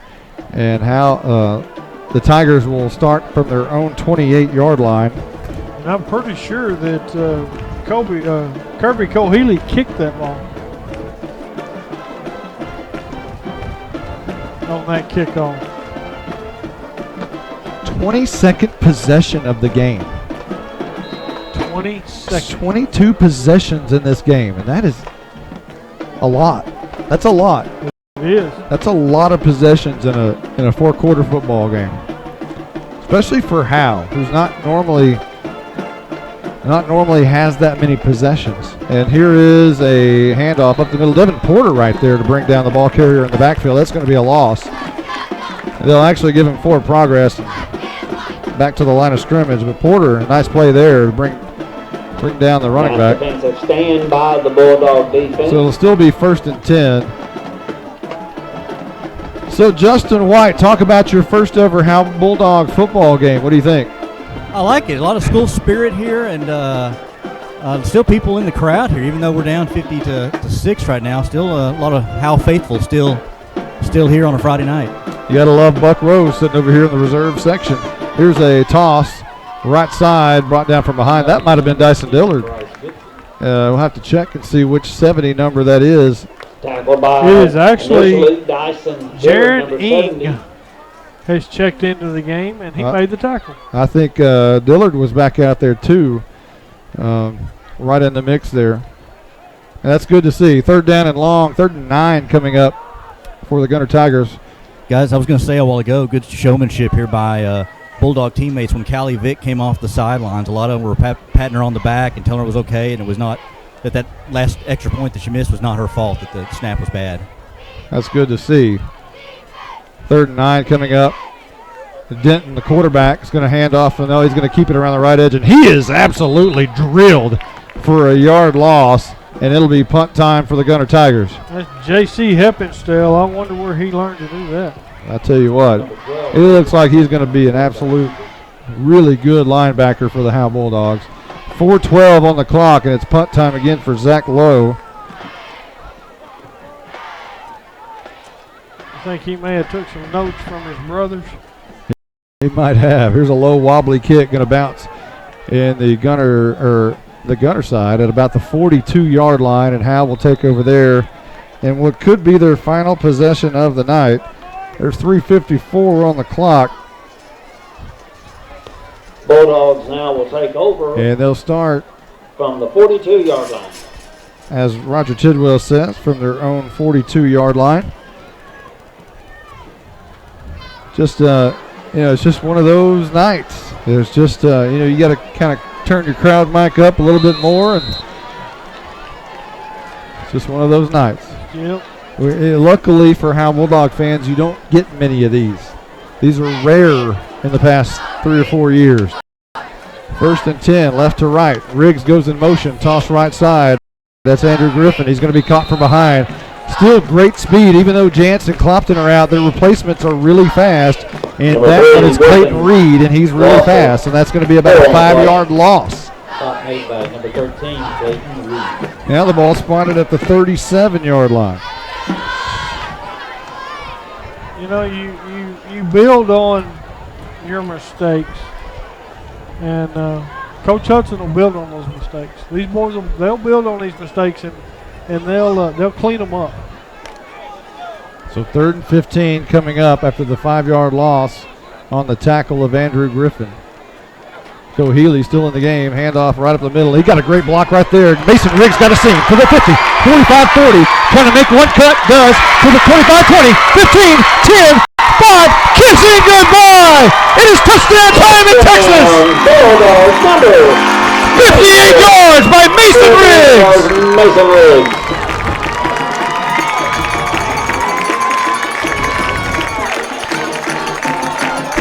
63 yards rather. And Riggs needed to step aside one defender at about the 30-yard line and did. And here comes Callie Vick. Let's get a good snap. Cheatham to hold. It's on the tee. Can't hold it again. And now Vick's too late. And it's going to be blocked again. And this time it's going to be downed, kicked over, and now finally downed at the goal line. And I tell you what, it was a terrible snap and a worse hold. You know, but again, not her fault. Right. And, you know, it's been a long time since I played ball. I know, looking around, I'm probably the oldest in the room. But, you know, your holder, unfortunately, your holder can't wear gloves. Gloves have always been, to me, an unnecessary thing. So Gunter will receive the tech wave, and now the Bulldogs have punched another 6 on the board. You'd love to see Callie Vick just get an opportunity, you know? Yeah. I mean, well, she has had 2 opportunities, but you'd love to see a nice snap and a nice hold. But you have to remember, Ty Harvey does a lot of the snapping. Right. And with Ty Harvey with an ice on his shoulder, you don't know the situation of who's snapping and what the situation is. So, but I tell you what, it's good to see her on the field and get that opportunity, and what a moment. And it absolutely is not her fault, and she's talking to Austin Lee over there on the sidelines, along with Leighton Elvington. And now Logan Elvington into the conversation.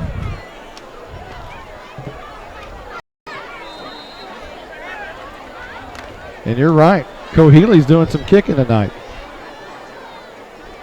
I think he's just about done it all.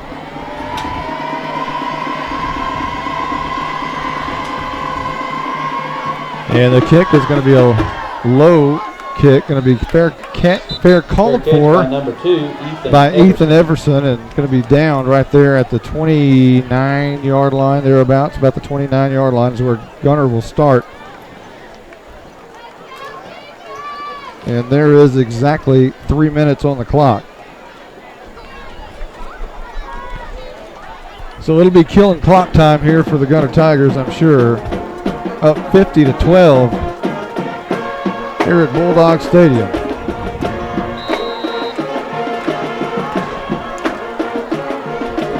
That is a great team across the way. It is. They are. Howe Bulldogs are a good football team too.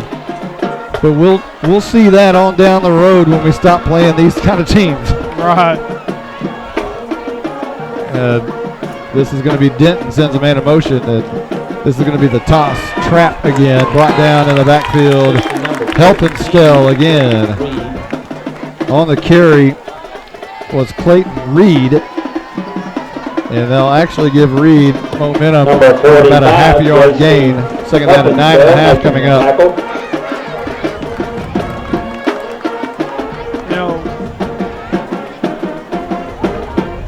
Back to Heffenstall, he's got some big shoes to follow.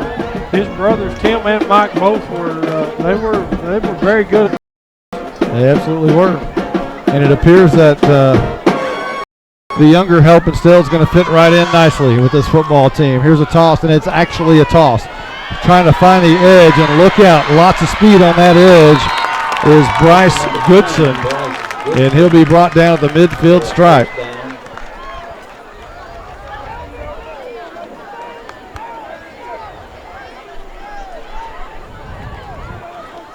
So what looks like a 21-yard gain on the outside by Goodson there. And yeah, I don't think it's time tonight to do any post-game interviews or talk to coaches tonight. We'll probably skip that one, Justin. We'll let you get out of here. I was going to tell you guys I was willing to do it, but I was going to ask you to pray for me. We definitely will do that. Every night I can tell for coaches and players. Yeah. No, probably not a good night for that. We'll get to the celebration post-game interviews at a later date. And here's Denton, handoff up the middle, and a new back, and he is corralled. Nothing doing there for Parker Gaines, who got the carry. Parker Gaines gained 0 on that carry. It'll be 2nd down and 10 coming up with $1:11 left to go. Oh, no, speaking of Buck Rose is leaving. Oh, no. Buck Rose, you were hanging around till the very end. Why not wait 1 minute and 1 second? Come on. Yeah. Maybe he'll stop it before he gets to the stairs. Yeah, maybe. We'll see. Hey, I bet Steven's doing a lot of walking now. I bet he can run him down. Yeah, I bet so. And now the victory formation for the Gunter Tigers. As 42 seconds on the clock, they'll take a knee there, Denton. And they'll push this one back to about the 45-yard line. The loss on the knee. And that's going to be it. 25, they're not even going to snap it again. Normally they would snap it, but not tonight. No need tonight. Zach Lowe will lead the charge for the Gunter today as they shake hands from across the field. And Howe Bulldogs, you have nothing to hang your heads about tonight. You just ran across a buzzsaw in the Gunter Tigers, who were probably on their way to another state championship in Class 3A Division II. It would not surprise me in the least to see that happen with this group that I've seen on the field tonight. They are so very fast. And what a great game the Gunter Tigers played tonight. And I can't wait to see the Howe Bulldogs lick their wounds and show up next week. And it'll be a different situation when they play the Jackrabbits of Bowie. Yeah, it will. So Coach Hudson is gathering the troops over there at the 25-yard line. Do the normal routine of the school fight song, and then he'll talk to his players. And we'll give you the school song right now as they start firing that one up.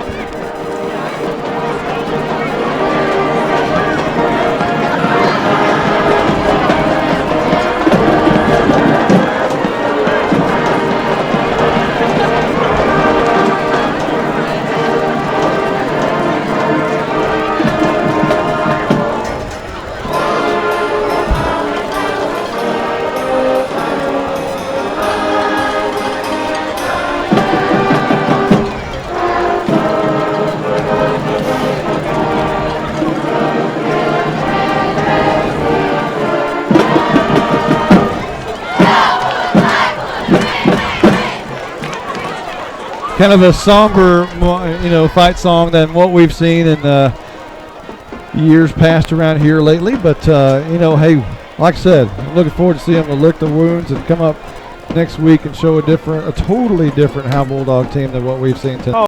Oh, we will. Like I say, Coach Hudson and his staff will go in. They'll make the adjustments they need to make, and we'll see a whole lot different now. We'll see a different set of Bulldogs. Yeah, it ought to be fun. As the broadcast crew exits, Roger Tidwell and the crew. They keep trying to take our sign. We gotta watch them. They're trying to grab that sign. Well, we're going to end this one pretty quickly tonight. We're not going to hang around. We'll just talk about the 50-12 score. There's some highlights. It was good to see Kirby Cohealy and his debut tonight. His first completed pass was to Ty Harvey on a big play on the far side. That was fun to see. Mason Riggs with a a long, I believe it 63-yard run in the fourth quarter, and a Dylan Moreau touchdown just moments before that. So some highlights. There are some of those, but there are a lot of Gunter highlights tonight as well, and we will not mention any more about that. Right. We'll regroup, and I think you'll see a different. I think we'll see the Bulldogs of old. Well, we hope all is well with the injuries that took place tonight. Some cramps and then some banged up shoulders, perhaps, and maybe they'll be better for next week. And you hope the Ty Harvey is not, nothing serious there, because that's a huge weapon for your football team. But for Stephen Braswell, for Michael Mosier, for Justin White, who made his Howe Enterprise broadcast debut tonight. Which we lost him, by the way. He's probably on his way up here fighting the traffic somewhere. I'm here, guys. There he is. There he is. But you did a great job tonight, Justin. Thank you, guys. Good to be with you. Looking forward to a great season. It's going to be fun, and we're going to turn this bus around here pretty quickly, and we're going to have a great season, and it's going to go well into November. I can just feel it because there's talented pieces to the puzzle here tonight. There he is. All right, for everyone who's been a part of this one, including Michael Mosier and including Stephen Braswell and Justin White, I am Monty Walker, and we will see you next week, Bowie, Texas. This has been a Grayson Publishing presentation. Bills over a defender into the end zone. It's touchdown time in Texas. Howe Bulldogs football has been brought to you by Cavender Home Theater, Sonic of Howe, Scoggins Funeral Home, Kiri's Coffee Company. The Bulldog fans are on their feet. Both sides at full throat, 4th and 2. Howe Bulldog football is also brought to you in part by Buck Snort Barbecue, Abby's Restaurant, Attorney Micah Belden, and the Howe Athletic Booster Club.